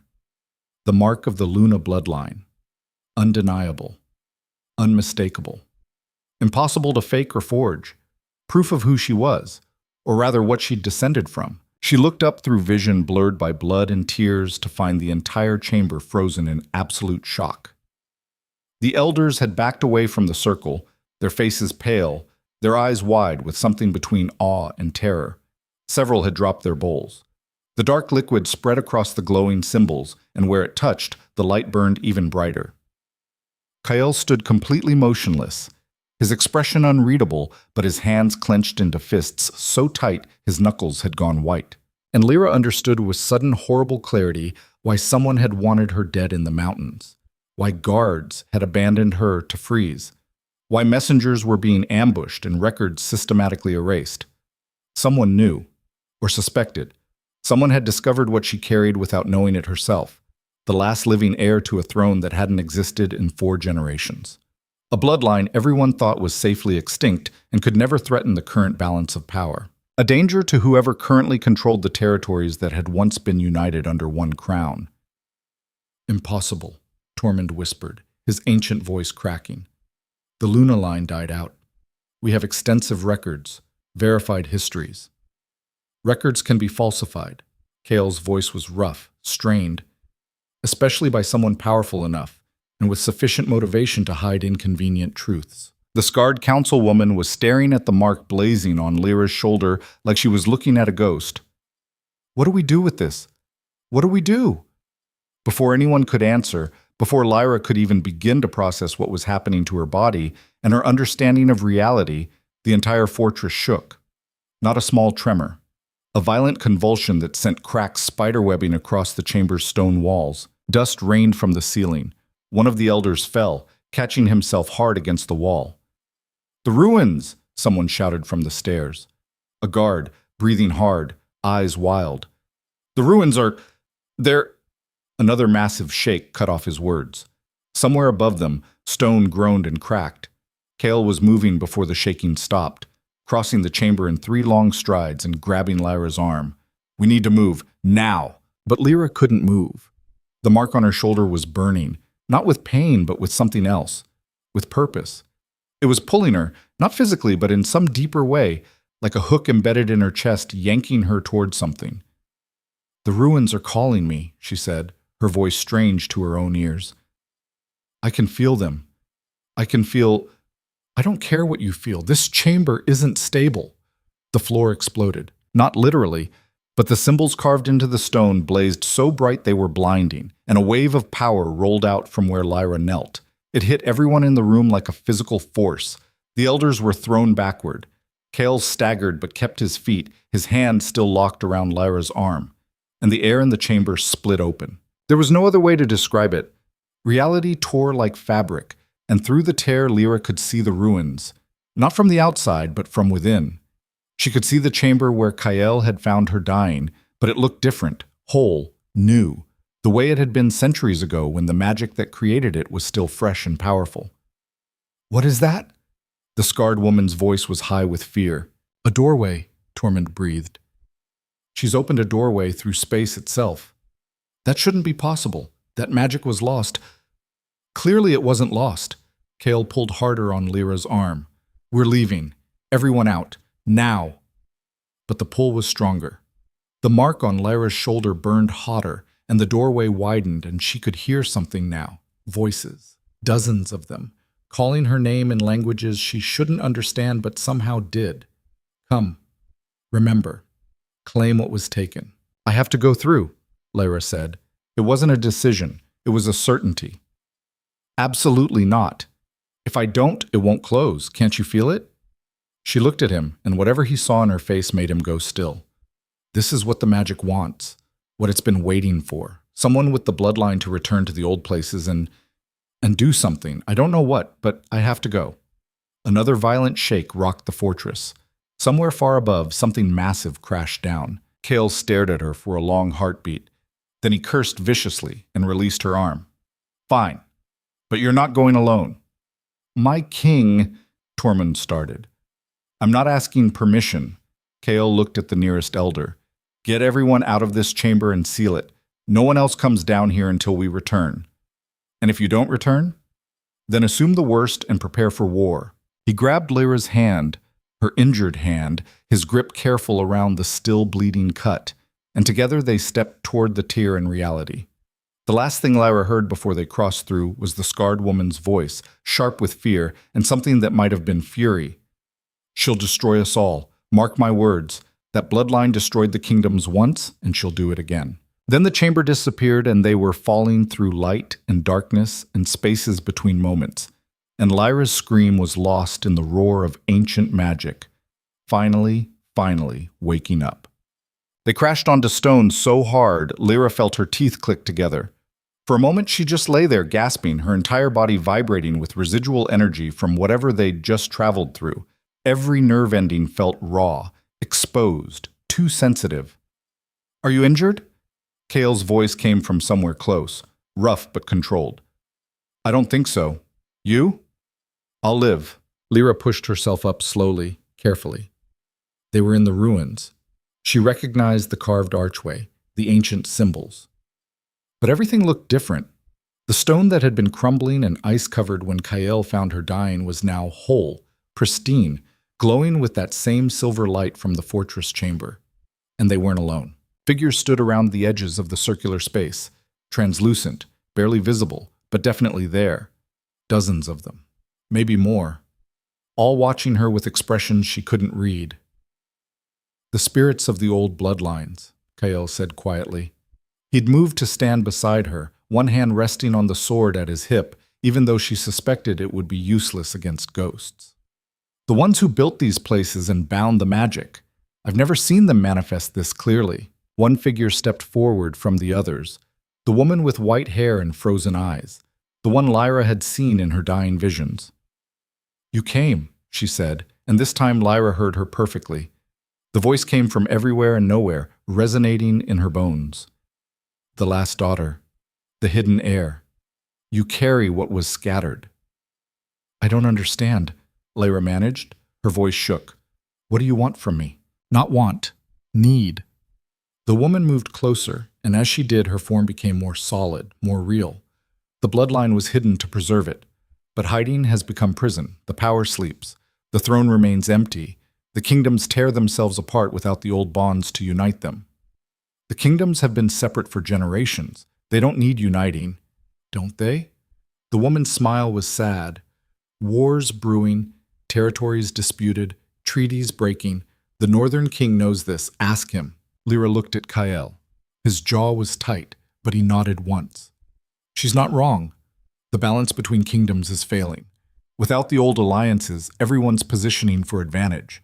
It's only a matter of time before open conflict. The throne exists for this, the woman continued, to prevent the fracturing, to hold the center. But it requires the bloodline to claim it, to activate the ancient bonds, to become what you were born to be. I wasn't born to be anything, Lyra protested. I'm nobody. A rejected bride, a political mistake. You're asking the wrong person. We ask the only person. The woman raised her hand and light gathered in her palm. You are the last. After you, the line ends forever. The magic dies. The protections fail. The kingdoms fall to chaos and war. That's not fair. That's not my responsibility. Fair. The woman's laugh was bitter. Your ancestor died protecting this bloodline, scattered her children to save them from slaughter, spent her final breath on magic to keep you safe, even generations unborn. And you speak of fair? The words hit like slaps. Lyra felt shame burning through her chest, hot and sick. What do you want me to do? Her voice came out small. Enter the sealed archives, find the crown, claim your heritage. The woman pointed toward the far wall of the ruins, where a doorway had appeared that definitely hadn't been there before. The truth waits below. Whether you're brave enough to face it is your choice. Kael stepped in front of Lyra, his body language protective. And if this is a trap? If you're leading her somewhere dangerous? We are already dead, Wolf King. We have no use for traps or deception. The woman's eyes shifted to him. But you are wise to protect her. She will need that protection in the days coming. Those who tried to kill her once will try again when they learn she survived, when they learn what she is. Who? Lyra demanded, finding her voice again. Who wanted me dead? Who forged the rejection? Who's behind all of this? That answer waits below, in the archives, in the histories we preserved. The woman began to fade, her form growing translucent again. But know this, the betrayer is close, closer than you think. Trust carefully, daughter. Not everyone who smiles wants you to live. She disappeared completely, and the other figures faded with her, leaving Lyra and Kael alone in the glowing ruins. They stood in silence for a long moment. You don't have to do this, Kael said finally. We can go back. Tell the council we found nothing. Figure out another way. What other way? You heard her. I'm the last one. If I don't do this, the bloodline ends, and whatever protections it provided die with it. Lyra looked at the doorway, her heart pounding. And I need to know who tried to kill me. I need to understand why. Then we go together. Kael's hand moved to rest lightly on her shoulder, her unmarked shoulder, careful and deliberate. I meant what I said. You're under my protection. That doesn't end just because we walked through a magical doorway. Lyra wanted to argue that he didn't owe her anything, that he should save himself and leave her to face this alone. But the truth was she didn't want to be alone, not for this. Okay, she said. Together. They crossed to the doorway. Beyond it, stairs descended into darkness so complete the torchlight from the ruins didn't penetrate it at all. Just absolute black, like looking into a void. Kael went first, one hand on his sword, testing each step before committing his weight. Lyra followed close behind, her hand trailing along the wall for balance. The descent felt endless, though it probably wasn't more than a few minutes. When they finally reached the bottom, Lyra's eyes had adjusted enough to see that the darkness wasn't complete. A faint silver glow came from ahead, barely enough to navigate by. They were in a corridor carved from solid rock. No decorations, no symbols, just rough stone walls and a floor worn smooth by centuries of use. This predates the fortress, Kael murmured. Predates everything I know about Northern history. These are old construction techniques, from before we lost the knowledge. The corridor ended in a massive door made of black stone so polished it reflected like dark water. Symbols covered its surface, different from the ones upstairs, more complex, layered over each other in patterns that hurt to look at. How do we open it? Lyra asked. You tell me. You're the one with the bloodline. Right. Because somehow she was supposed to know how to operate ancient magical locks she'd never seen before in her life. Lyra stepped closer to the door, studying the symbols. They seemed to shift when she looked at them directly, rearranging themselves, forming new patterns. It was disorienting, nauseating. Then her shoulder burned. The mark, the Luna crest, blazed with sudden brilliant light that reflected off the polished door. And where the light hit the symbols, they began to glow in response, activating in sequence, forming a pattern that looked like the family tree from the bloodline ritual. Understanding hit her. The door was keyed to the bloodline itself. It would only open for someone carrying the Luna mark. Lyra pressed her hand flat against the door's surface, right over the center symbol. For a heartbeat, nothing happened. Then the door shuddered and split down the middle with a sound like breaking ice. The two halves swung inward slowly, ponderously, revealing what lay beyond. A chamber. No. An archive. A library. Massive and circular, with shelves carved directly into the walls, stretching up into darkness overhead. Every shelf was filled with books, scrolls, tablets, documents in a dozen different formats and materials. And in the center of it all, on a raised platform, sat a box made of crystal so clear it looked like frozen air. Inside the box, resting on dark velvet, was a crown. Not like any crown Lyra had seen in paintings or histories. This one looked grown rather than made, like someone had convinced moonlight to solidify and hold a shape. It was delicate, intricate, beautiful in a way that made her chest ache. Kale breathed out slowly. Is that the Luna crown? Lyra knew it with absolute certainty, the same way she'd known her name. The one Celine Corvain wore. The symbol of the unified kingdoms. She moved toward it slowly, almost against her will. Her feet carried her forward while her mind screamed warnings about traps and dangers and things too important for someone like her to touch. But when she reached the platform and looked down at the crown through the crystal, something inside her settled, clicked into place. This was hers. Or rather, it had been her ancestors, and through blood and magic and 23 generations of survival, that made it hers now. She reached for the crystal box. Lyra, wait. Kael's warning came too late. The moment her fingers touched the crystal, light exploded through the archive. Every book, every scroll, every document began to glow. Knowledge flooded into her mind. Not random, but organized, indexed, searchable, like someone had installed a library directly into her brain. Histories, treaties, magic theory, bloodline records, political alliances spanning centuries. And buried deep in the most protected section, the truth she'd been seeking, the assassination, the coup.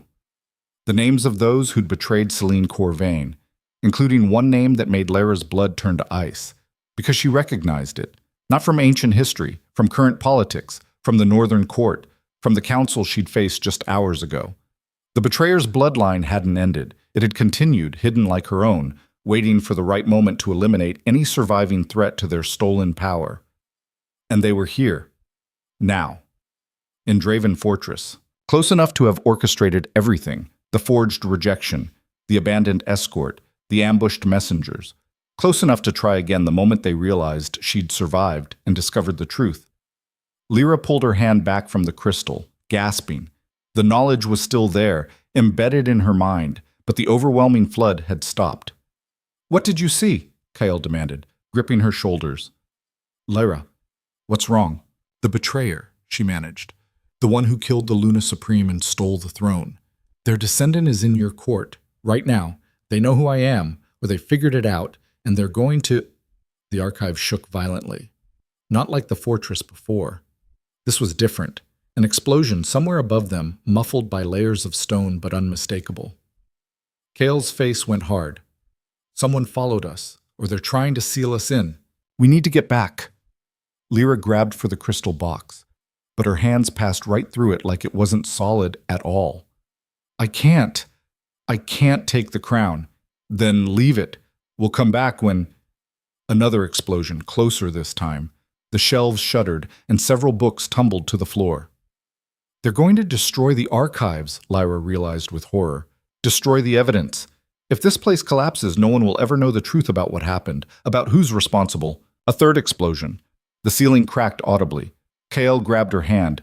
We're leaving. Now! They ran for the door, but it was already closing, the two halves grinding back together faster than should have been possible. Kael hit it with his shoulder, trying to force it, but the stone didn't budge.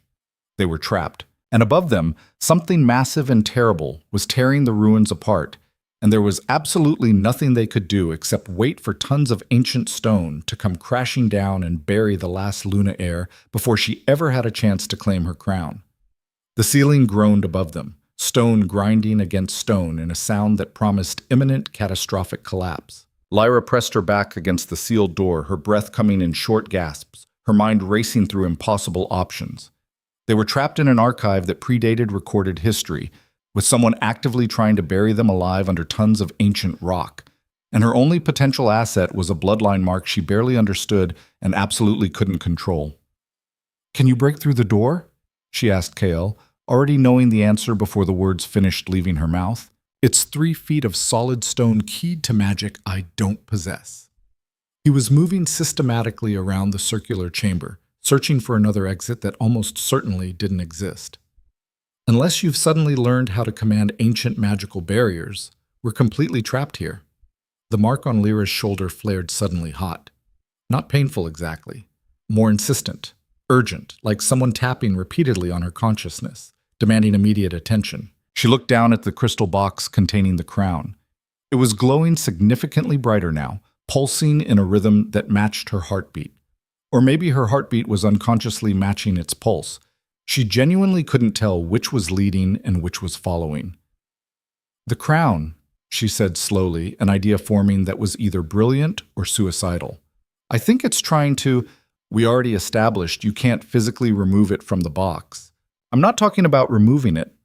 Lyra moved toward the platform, driven by instinct she didn't understand or trust, but had no choice except to follow. "I'm talking about asking it for help." "You're planning to ask an inanimate object for assistance." Another massive explosion rocked the archive violently. A huge crack split the ceiling from one side to the other, and thick dust rained down in choking clouds. One of the towering bookshelves collapsed completely, spilling centuries of carefully preserved knowledge onto the stone floor in a cascade of paper and leather. Lyra reached the platform and pressed both palms flat against the crystal box's smooth surface.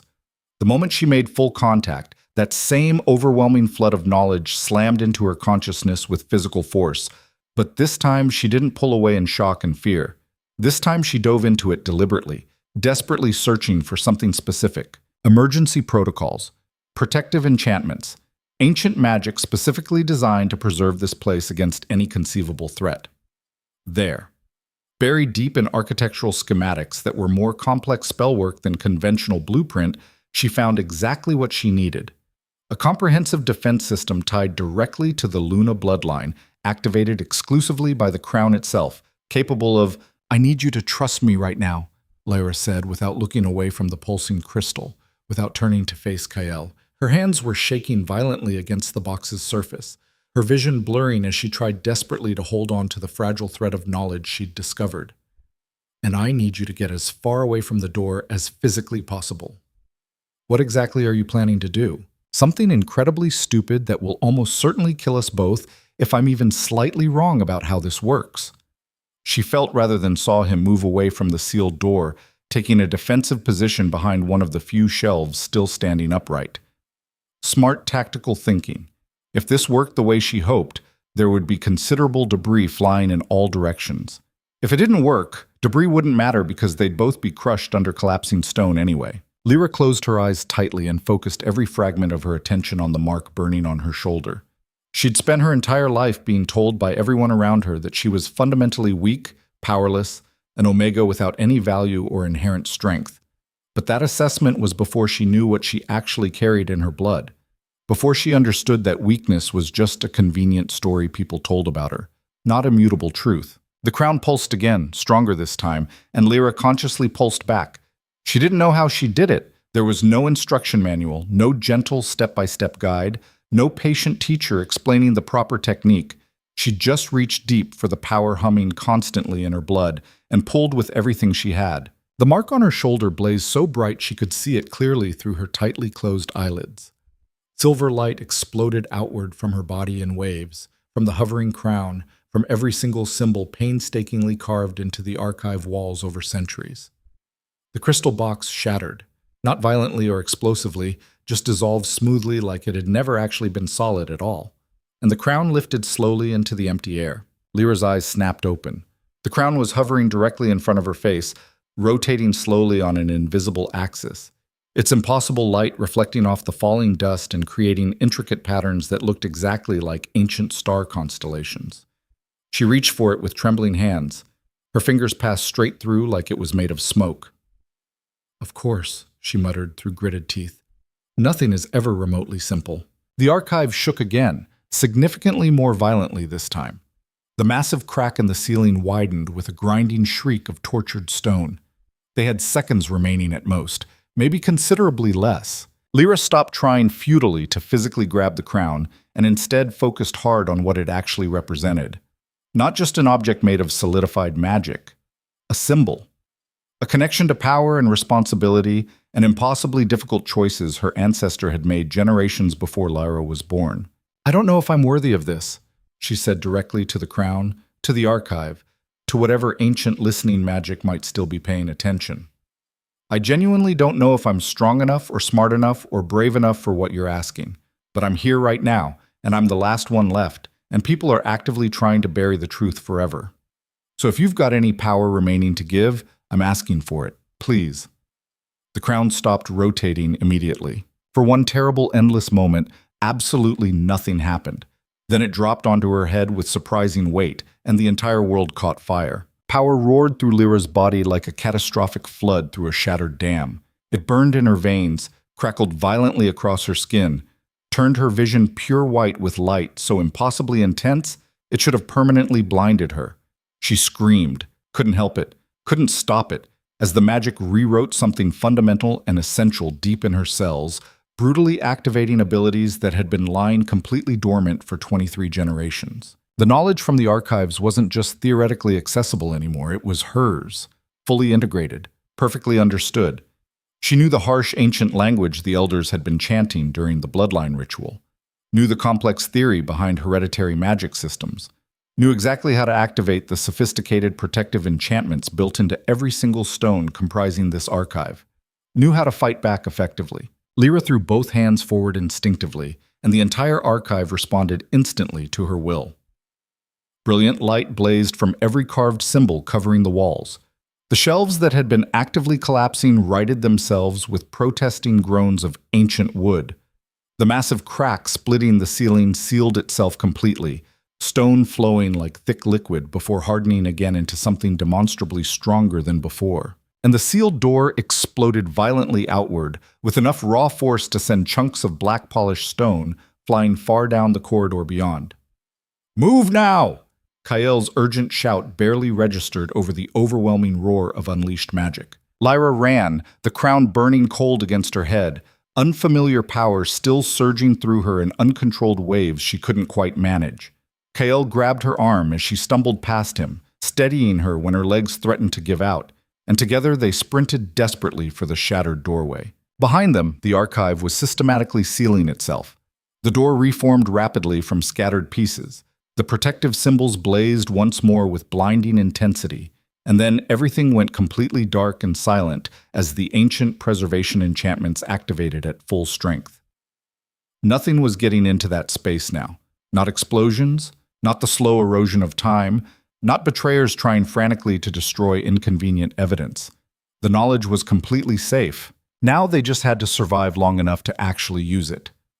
They took the steep stairs 3 at a time, the silver light radiating from Lyra's crown illuminating the way far better than any conventional torch ever could. When they finally burst back through into the ruins proper, she fully expected to find them collapsed into rubble, completely destroyed. Instead, they found an active battle. Guards wearing northern colors fighting viciously against men in unmarked black armor. The violent clash of steel against steel echoed off stone walls that were somehow miraculously still standing, despite the multiple explosions she'd felt shaking the foundations. Bodies lay scattered across the ancient floor, some still moving and groaning, others terrifyingly motionless. And standing calmly in the exact center of the chaos, directing the unmarked soldiers with practiced efficiency, was Elder Tormund. Lyra stopped so abruptly that Kael nearly crashed into her from behind. "Tormund?" she breathed out. The betrayer's direct descendant, the specific name she'd seen prominently in the archive records, connected by unbroken bloodline to the violent coup that had destroyed the Luna Supreme. He looked up sharply at her entrance, and his ancient, weathered face twisted with something that might have been genuine regret or might have been pure rage. It was genuinely impossible to tell which. "You should have died in the cold," he said, his voice carrying clearly despite the surrounding violence and chaos. "Would have been significantly cleaner that way. Kinder, even. But you had to survive somehow, had to stumble here, had to activate the dormant bloodline and ruin absolutely everything my family built." "You forged the rejection letter," Lyra said flatly. The knowledge was right there, accessible in her head now, connections clicking rapidly into place. "You have direct access to all the royal seals. You're the one who sent the secret orders to abandon me in the mountains to die, obviously."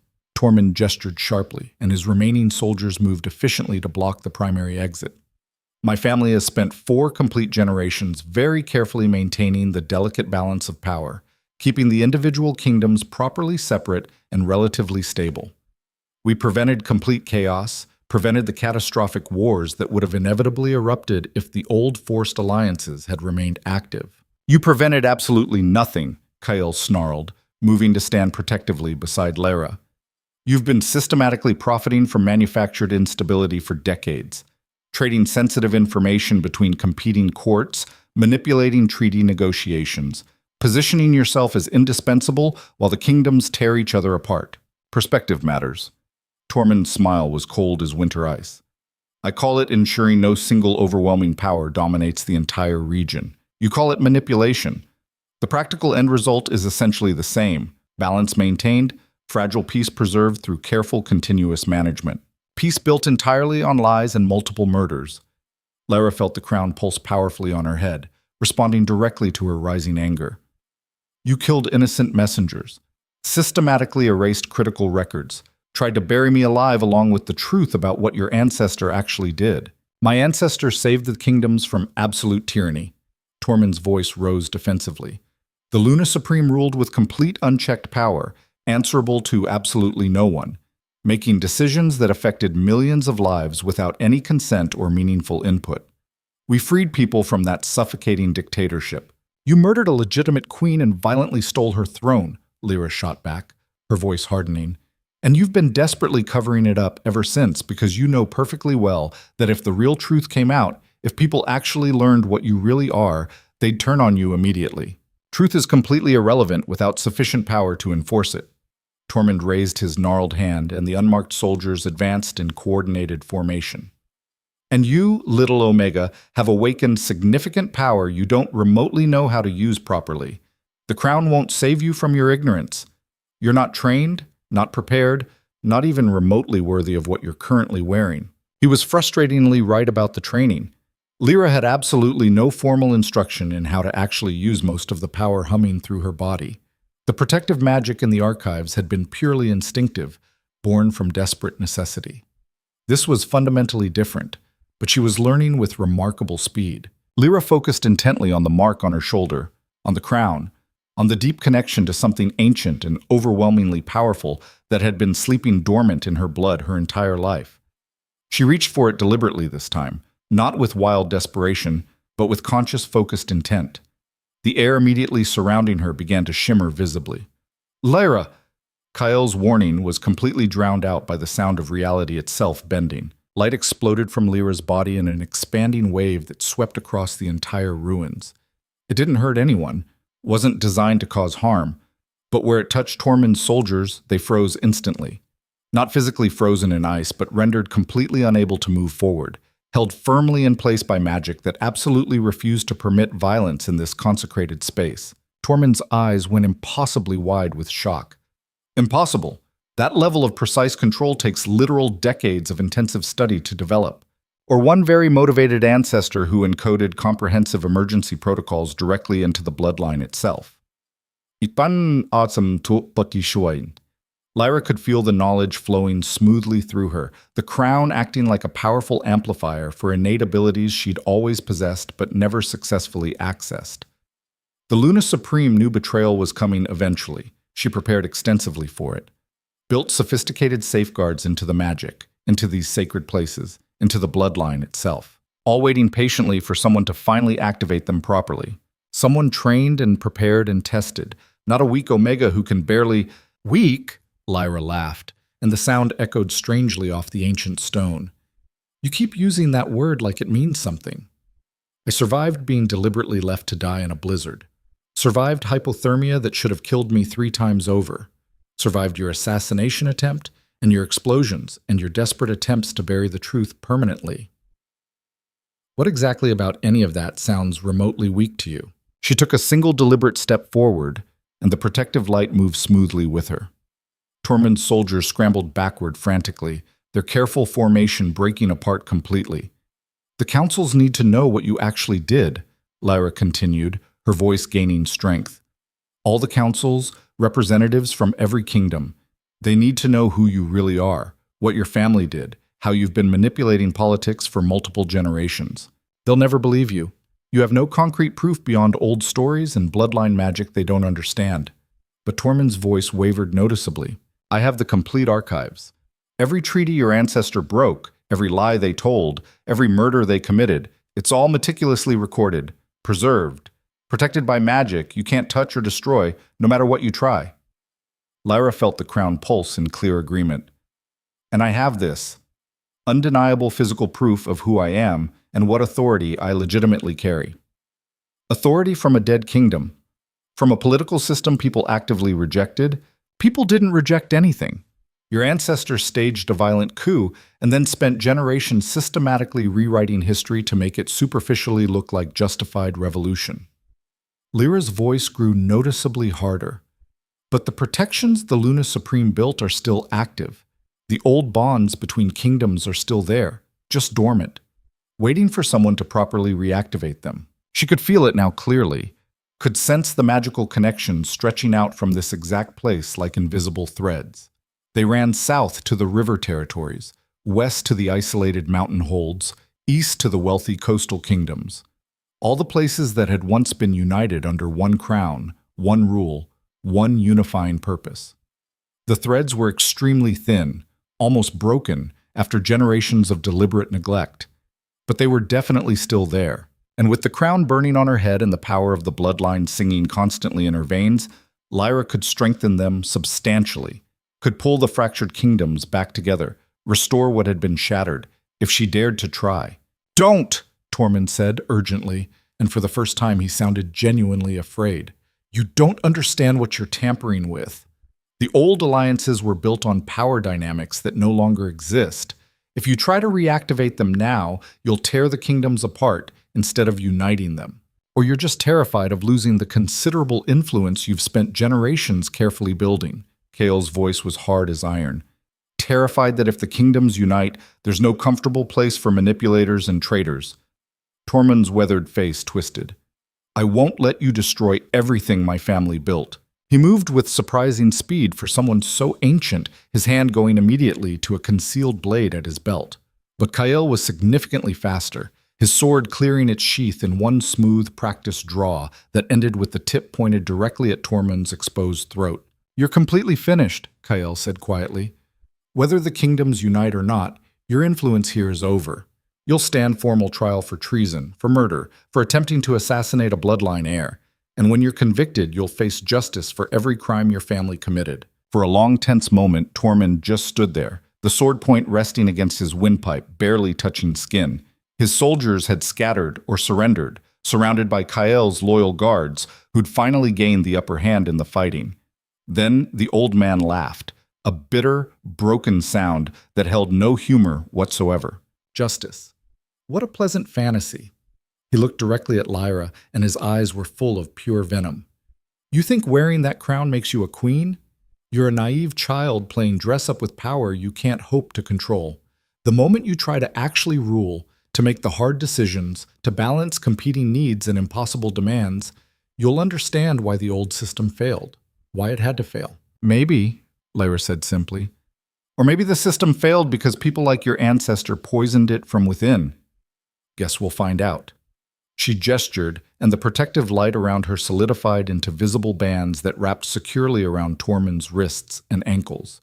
Not physical restraints made of metal, but magical ones that would hold better than any iron chains ever could. Take him to the fortress, Chaol ordered his guards.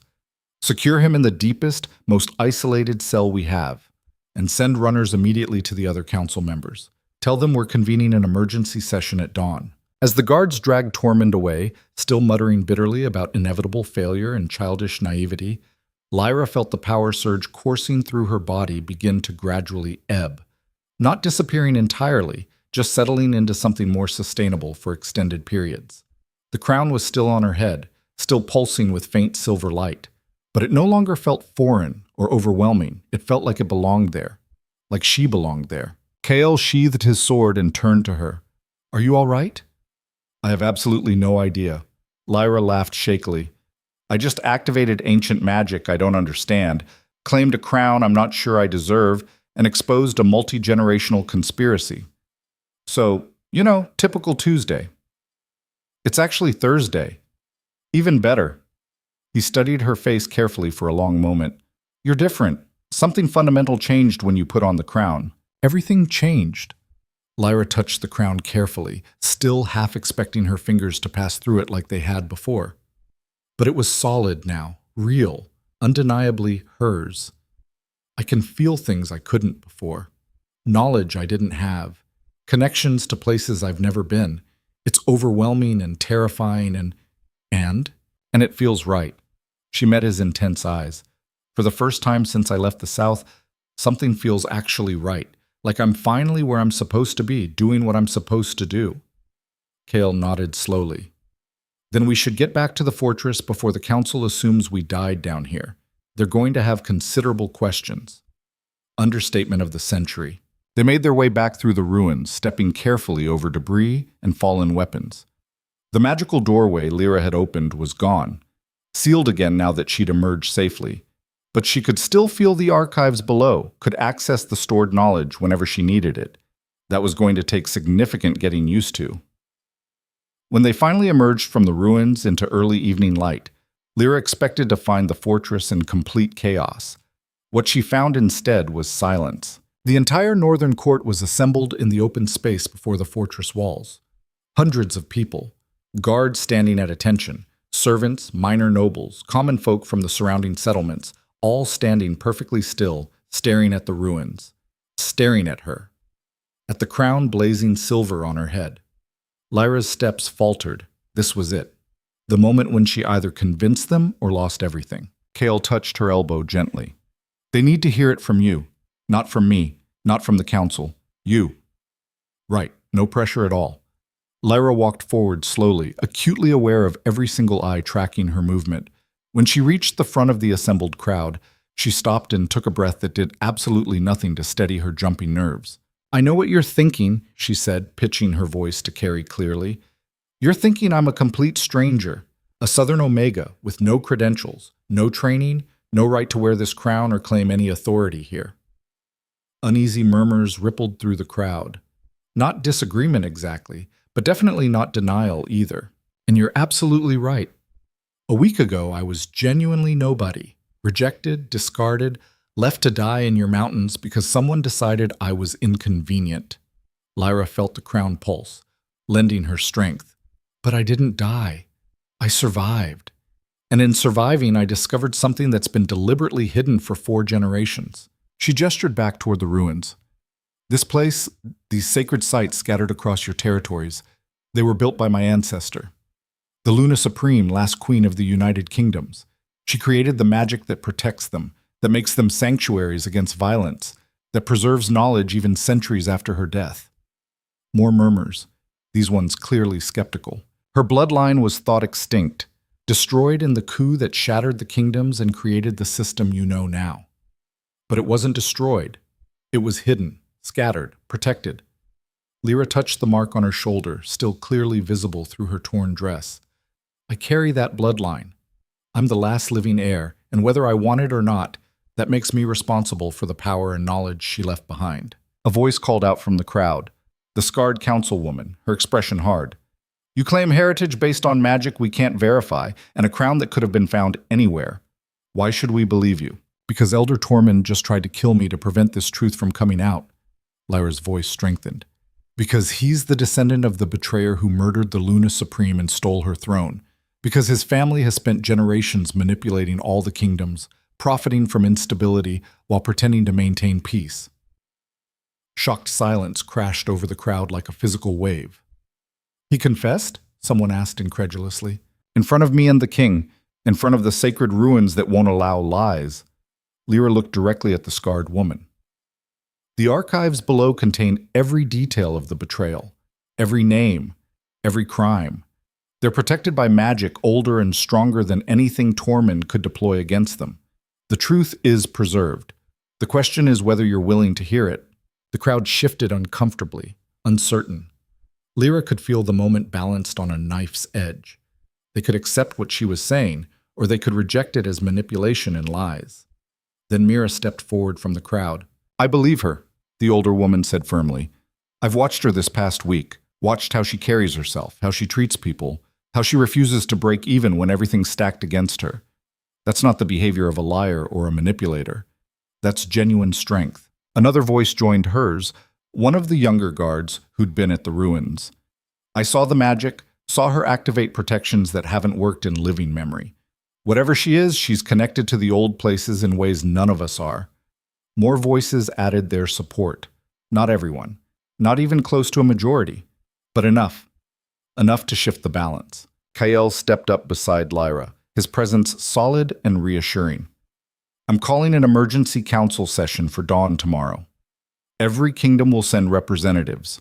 We're going to examine the archives, verify the claims, and decide together how to proceed. He looked at Lyra. And we're going to do it properly, with full transparency, so no one can claim later that decisions were made in secret. Lyra nodded, grateful for the support even as her stomach twisted with new anxiety. Tomorrow she'd have to face not just the Northern Council, but representatives from every kingdom. People who had even less reason to trust her than the Northerners did. But that was tomorrow's problem. Tonight, she'd survived. She'd claimed the crown. She'd exposed the betrayer. That would have to be enough. The crowd began to disperse slowly, talking among themselves in hushed voices. Lyra stood watching them go, feeling the weight of the crown on her head and the significantly heavier weight of responsibility settling onto her shoulders. You did well, Kael said quietly. I barely did anything, just told the truth and hoped desperately it was enough. Sometimes that's all you can do. He paused. The council session tomorrow will be brutal. They're going to question everything, challenge every claim, look for any weakness they can exploit. I know.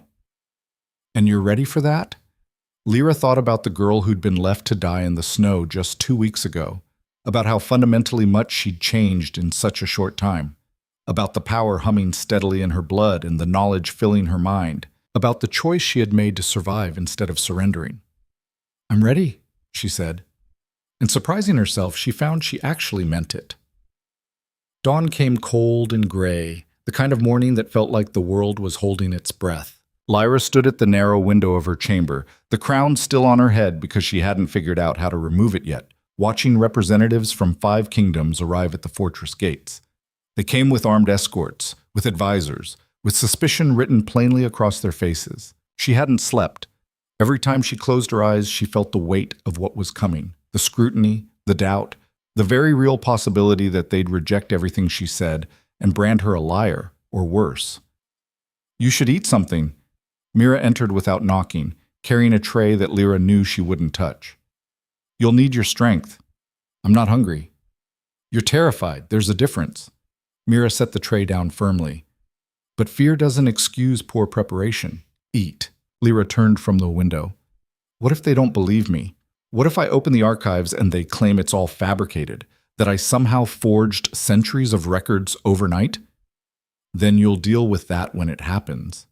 Mira's voice was practical, unsympathetic in a way that was oddly comforting. But starving yourself won't change the outcome. It'll just make you weaker when you need to be strong. Lyra forced down some bread and cheese that tasted like ash in her mouth. Outside, the last of the delegations was arriving. The coastal representatives, judging by their fine clothes and the way they looked at the mountains like the terrain personally offended them. They're all here, she said quietly. Then it's time. Mira studied her for a long moment. You look like a queen, you know. Even terrified, even uncertain. There's something in how you carry yourself now that wasn't there before. The crown's heavy. It changes your posture. It's not the crown. Mira moved toward the door. It's you. You're different. The girl who arrived here dying in the snow, she wouldn't have survived what you faced yesterday. Remember that when you doubt yourself. She left, and Lyra was alone with her fear and a crown she still didn't entirely believe she deserved. The council chamber had been transformed overnight. The circular room now held not 12 seats, but 25, arranged in concentric rings to accommodate representatives from every kingdom. The Northern Council sat in the inner ring. The visiting delegations occupied the outer circles, their positions carefully arranged to prevent old rivalries from erupting into violence. Lyra entered last with Kael at her side, and the room fell into immediate silence. Every eye tracked her movement as she walked to the center of the chamber, to a raised platform that hadn't been there yesterday. The crown on her head blazed with silver light that reflected off the polished stone, making it impossible to ignore or dismiss. She stood there, alone and exposed, while they stared. "Let's begin," Kael said, his voice carrying authority. "We've gathered representatives from all 5 kingdoms to address claims that affect everyone. Lyra Ven carries the crown of the Luna Supreme and claims direct bloodline descent. She also accuses Elder Tormund of conspiracy, murder, and treason spanning multiple generations." A man from the coastal delegation stood, older, dignified, dripping with obvious skepticism. "These are extraordinary claims. We've come a long way based on urgent messages, but I'm struggling to understand what evidence exists beyond a crown that could have been found anywhere and bloodline magic we can't independently verify." "The archives," Lyra said. Her voice came out steadier than she felt. "Everything is documented in the sealed archives beneath the sacred ruins. I can open them. You can see the records yourselves." "Convenient," a woman from the river territories drawled. "You control access to the only evidence supporting your claims. How do we know you haven't fabricated everything?" "Because the archives predate me by centuries," Lyra shot back. "Because they're protected by magic that won't allow falsification. Because—" "Magic you claim to control," the coastal representative interrupted. "Magic that conveniently does exactly what you need it to do." Lyra felt frustration building in her chest. This was exactly what she'd feared, an endless circle of skepticism that no amount of truth could penetrate. Then a voice spoke from the Northern Council section, one of the younger members, a man Lyra didn't know well. "I was at the ruins yesterday. I saw her activate protections that haven't functioned in living memory. Saw her seal the archives against attackers using magic none of us possess. Whatever she is, she's connected to the old places in ways that can't be faked." "Personal testimony isn't evidence," the river woman said dismissively. "Then what would satisfy you?" Kael's voice was hard. "What proof would you accept?" "Let her open the archives," another delegate suggested. "Let us all examine the records together. If they're genuine historical documents, experts can verify age and authenticity." "Agreed," Lyra said immediately. "I'll take you there now. All of you. You can study everything, question everything, verify everything." Murmurs rippled through the chamber. The coastal representative exchanged glances with his advisors, then nodded slowly. "Very well. But if this is deception, if we find any evidence of fabrication, you'll face consequences for wasting our time and resources." "Understood." They assembled outside the fortress an hour later, 25 council members, dozens of advisors and guards, scholars brought specifically to examine ancient documents. The procession to the ruins felt like a march to judgment. Lyra led them through the archway, down the stairs to the sealed door of black stone. It looked even more imposing with an audience, more final. She pressed her hand to the surface, and the door split open exactly as it had before. The gasp that went through the crowd was audible. The archives were exactly as she'd left them, vast, circular, filled with preserved knowledge. But now, with dozens of people crowding in, the space felt different, more real, more undeniable. "Start with the oldest texts," the coastal representative said, his skepticism wavering. "If these are genuine historical records, the materials and construction will tell us." Scholars moved forward, examining scrolls and tablets with careful hands. They studied binding techniques, analyzed ink composition, compared writing styles to known historical samples. Hours passed. Lyra stood to the side, watching them work, feeling Kael's presence beside her like an anchor. The crown pulsed steadily on her head, patient and certain in a way she couldn't quite match. Finally, the chief coastal scholar approached. His face was pale, his hands shaking slightly. These documents are genuine. The materials date back at least 400 years, possibly more. The writing styles match historical samples from the period of the United Kingdoms. And the content? He swallowed hard. The content is consistent across hundreds of separate sources. This isn't fabrication. This is history. Show them the betrayal records, Lyra said quietly. The scholar led them to a specific section, pulling out carefully preserved documents that detailed the coup. Names, dates, specific actions taken, and prominently featured throughout. The bloodline that led directly to Tormund. This can't be right, the river delegate said, but her voice lacked conviction. Tormund's family has served on councils for generations. They're respected, trusted. They're descendants of murderers and thieves, Lyra interrupted. And they've spent centuries covering it up, manipulating politics, ensuring no one discovered the truth about how they seized power. A northern guard entered the archives breathing hard. My king, Elder Tormund, is demanding to address the council. He claims he has evidence that will prove the girl is lying. Kale's expression darkened. Let him speak. Bring him here. They dragged Tormund into the archives in chains, his ancient face twisted with fury and desperation. He looked at the assembled delegates, at the scholars examining records, and something in his expression cracked. You're making a terrible mistake, he said. These archives show one perspective of history, the Luna Supreme's perspective. They don't show the tyranny, the abuses of power, the suffering her rule caused. Then show us, the coastal representative challenged. Present your evidence. I don't have physical evidence here because she destroyed it. Tormund gestured at Lyra. My family preserved the true history orally, passing down the reality of what happened generation to generation. The Luna Supreme was a tyrant who signed treaties still in effect today, a scholar interrupted, holding up a document, who established trade routes we still use, who created magical protections that have kept the sacred sites safe for centuries. That's what the records show. Where's your evidence of tyranny? Tormund's mouth opened and closed. The absence of evidence isn't evidence of absence.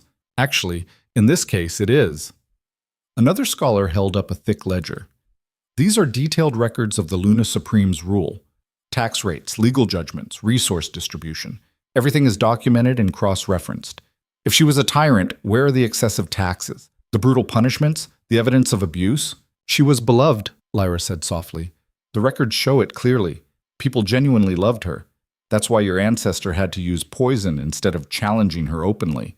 That's why you've spent generations hiding the truth, because if people knew what really happened, they'd turn on your family immediately. You can't possibly understand the complexities of that time period. I have her memories. Lyra touched the crown. Not all of them, but enough. I've seen what she built, what she protected, what she sacrificed to save her bloodline when your ancestor betrayed her. And I've seen what came after, the wars, the fracturing, the slow deterioration of everything she created. She turned to address the full assembly. The kingdoms haven't been stable since the Luna line fell. You all know it. Border disputes that never get resolved. Trade agreements that collapse constantly. Small conflicts that threaten to become wars every few years. That's what happens without the old bonds to hold the center. So your solution is to restore a monarchy? The river delegate asked. To put yourself on a throne and expect us all to bow? No.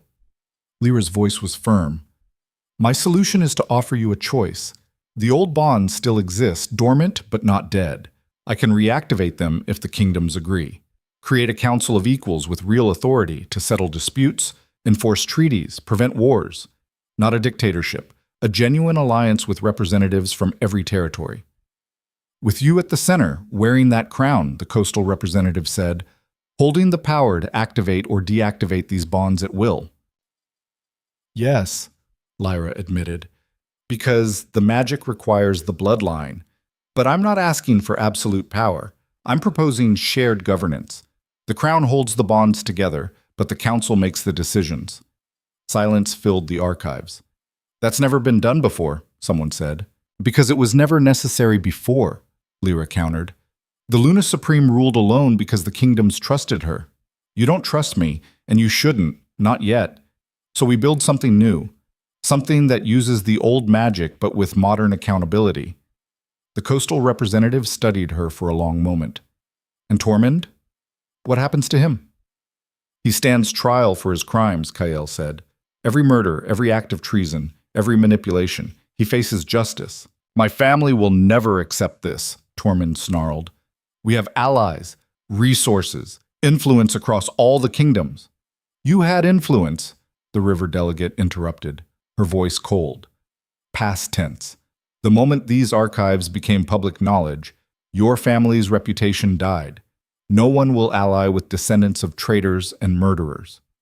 You're condemning me based on what my ancestor did centuries ago. No, Lyra said. We're condemning you for what you did 2 weeks ago when you ordered my death, for what you did yesterday when you tried to destroy these archives, for every crime you personally committed to protect your family's lies. She looked at the assembled delegates. The question isn't whether Tormund deserves punishment.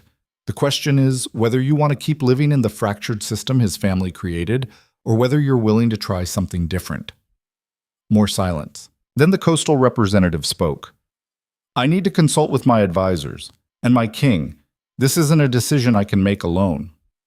None of us can, the river delegate agreed. But I think we should seriously consider this proposal. One by one, the other representatives nodded agreement. Not enthusiasm, not yet, but willingness to discuss, to explore, to at least entertain the possibility. It was more than Lyra had dared hope for. They spent the next 3 days in intense negotiation. Representatives came and went from the archives, studying records, consulting with their kingdoms via messenger, arguing about details and implementation. Lyra participated in every session, answering questions, explaining the magic, clarifying what the crown could and couldn't do. It was exhausting, overwhelming, and frequently frustrating. But slowly, carefully, a framework emerged. The Council of Five Kingdoms would have genuine authority to arbitrate disputes, enforce treaties, and prevent wars.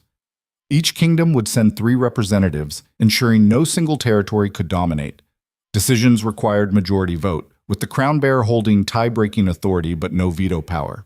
The magical bonds would connect the kingdoms, making travel easier, communication faster, and allowing shared defense against external threats.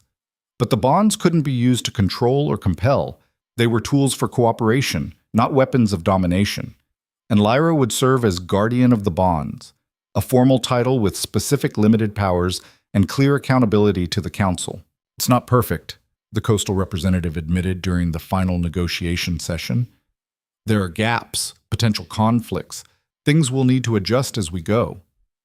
Nothing's perfect, Lyra agreed, but it's better than what we have now, and it's based on consent rather than conquest.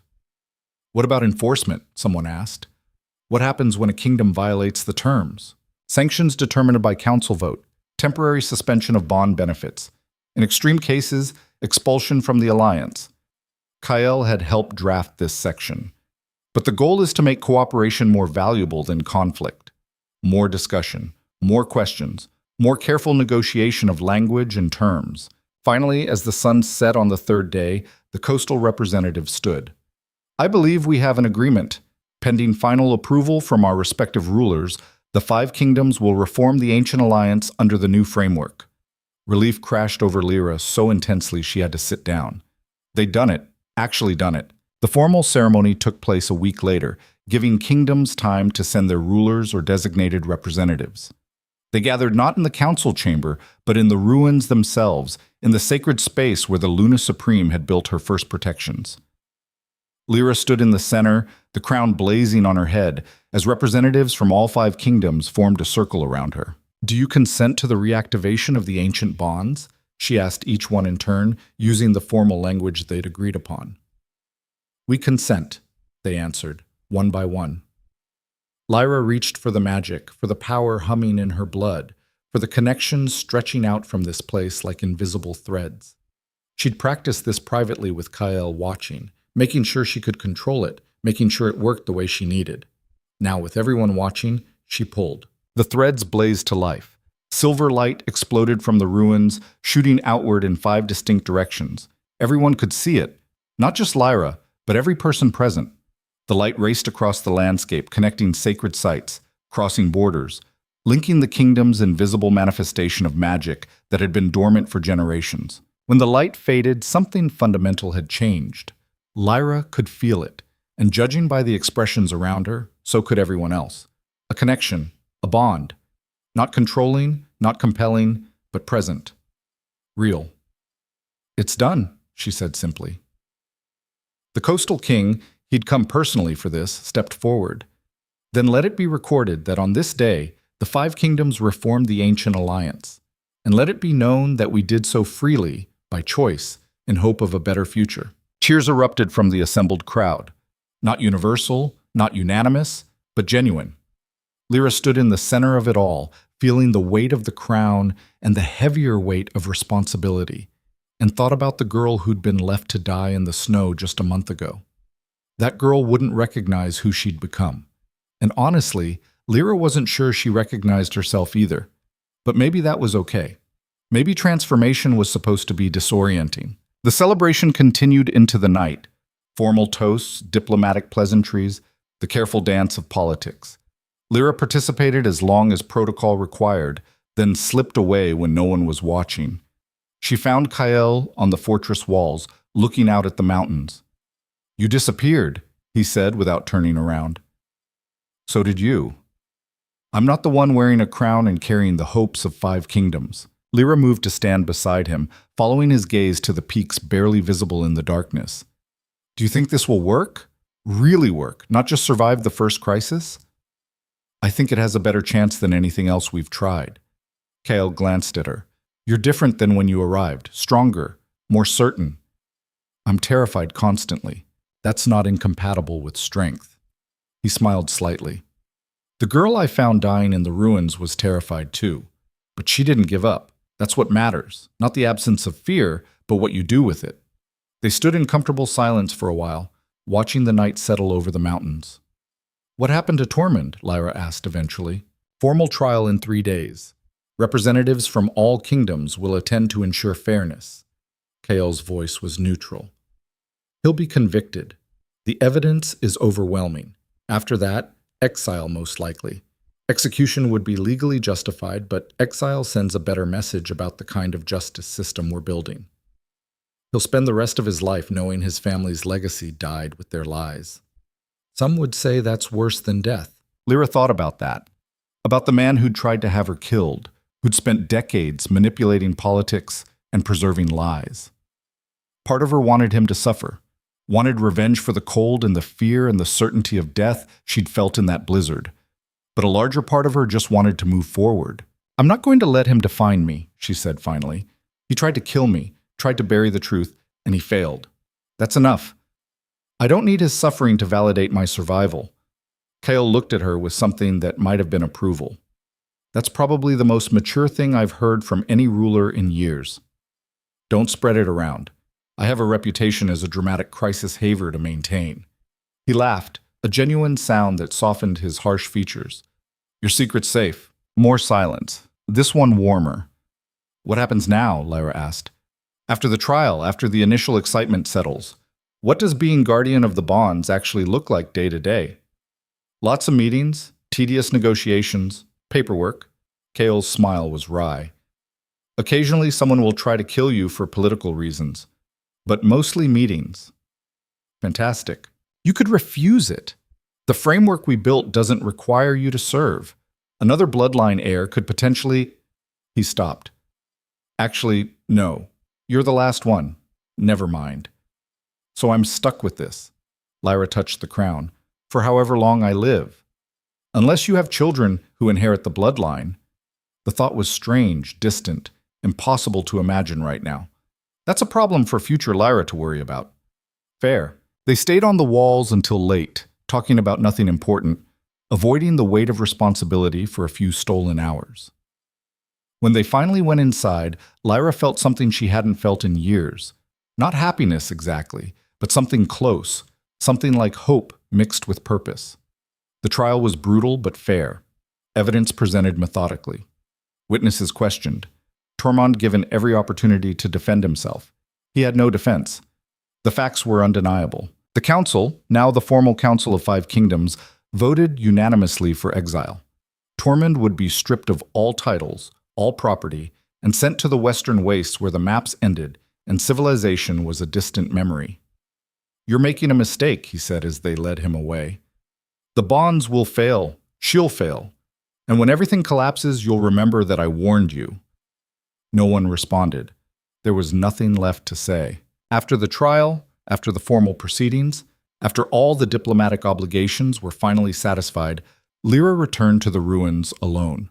She stood in the circular chamber where Kael had found her dying, where she'd first felt the crown calling to her, and let herself remember that night. The cold, the certainty of death, the absolute conviction that she was nobody, worthless, forgotten. "You were wrong," she said to her past self, "about all of it." The crown pulsed in agreement. Lyra closed her eyes and reached for the bonds, feeling them stretch across the kingdoms like a web of light.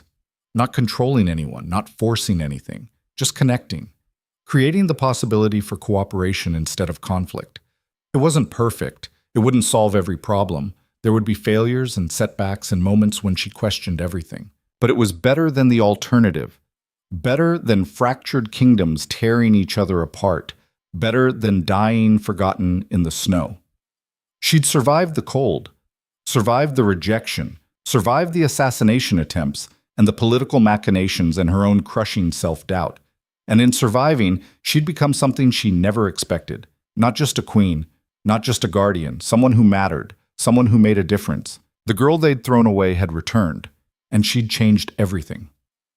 3 months later, Lyra stood in what had been transformed into a formal council chamber, not in the north, but in neutral territory carefully chosen to belong to no single kingdom. Representatives from all 5 territories sat in equal positions around a circular table designed specifically so no one could claim the head position. They were arguing about trade routes, passionately, loudly, with the kind of frustration that came from people who genuinely cared about outcomes. But they were arguing here, in this chamber, with words and votes instead of swords and armies. "The coastal route makes more economic sense," one representative insisted. "But it disadvantages the mountain territories completely," another countered. "Then we subsidize the mountain routes for the first 5 years while infrastructure improves," Lyra suggested. "Split the difference." More argument, more negotiation. Eventually, a compromise that no one loved but everyone could accept.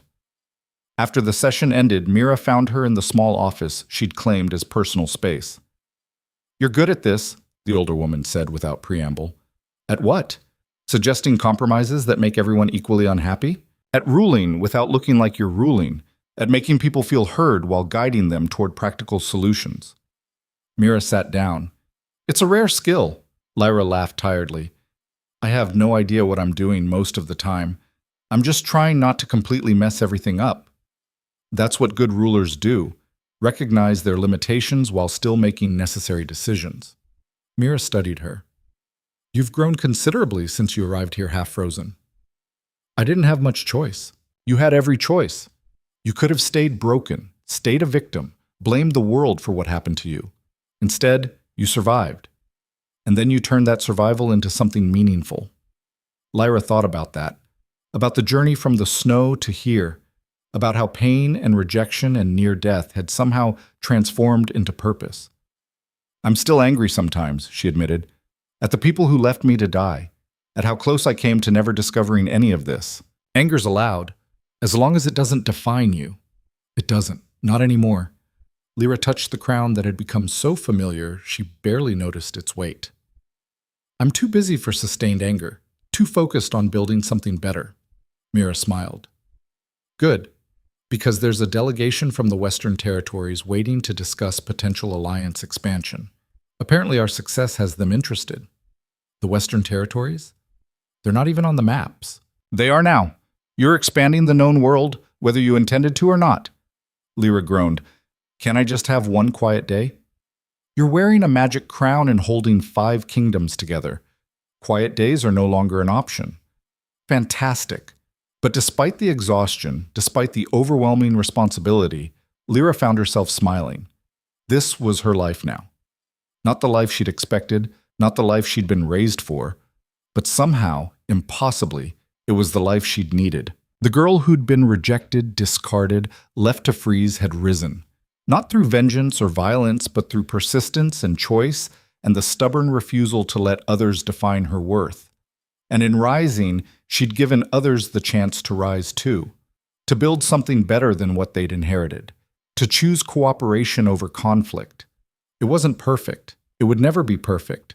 But it was real, and it mattered, and it was hers. That night, Lyra stood on the same fortress walls where she'd talked with Kael months ago. The mountains stretched endlessly before her, dark and beautiful and no longer terrifying. She thought about writing a letter to her father, explaining everything that had happened, everything she'd become. Then she decided against it. He'd made his choice when he sent her north without looking back. She'd made hers when she survived. They were different people now, living in different worlds, and that was okay. Lyra touched the crown one more time, feeling the bonds pulse steadily across the kingdoms. Thousands of people connected, protected, given the chance for something better. All because one Omega refused to die quietly in the snow. Not bad for a rejected bride, she murmured to herself. The crown pulsed in agreement, and somewhere in the distance she could have sworn she heard her ancestor's voice, faint but clear. Well done, daughter, well done. Lyra smiled and turned back toward the fortress, toward the work waiting, toward the future she was building one stubborn decision at a time. The girl they'd thrown away had become the queen they couldn't ignore. And the world that had turned its back on her? It bowed now. Not from fear, not from compulsion, but from respect freely given to someone who'd earned it the hard way, by surviving, by fighting, by refusing to let rejection become her ending, by turning her pain into power and her survival into something that mattered for everyone.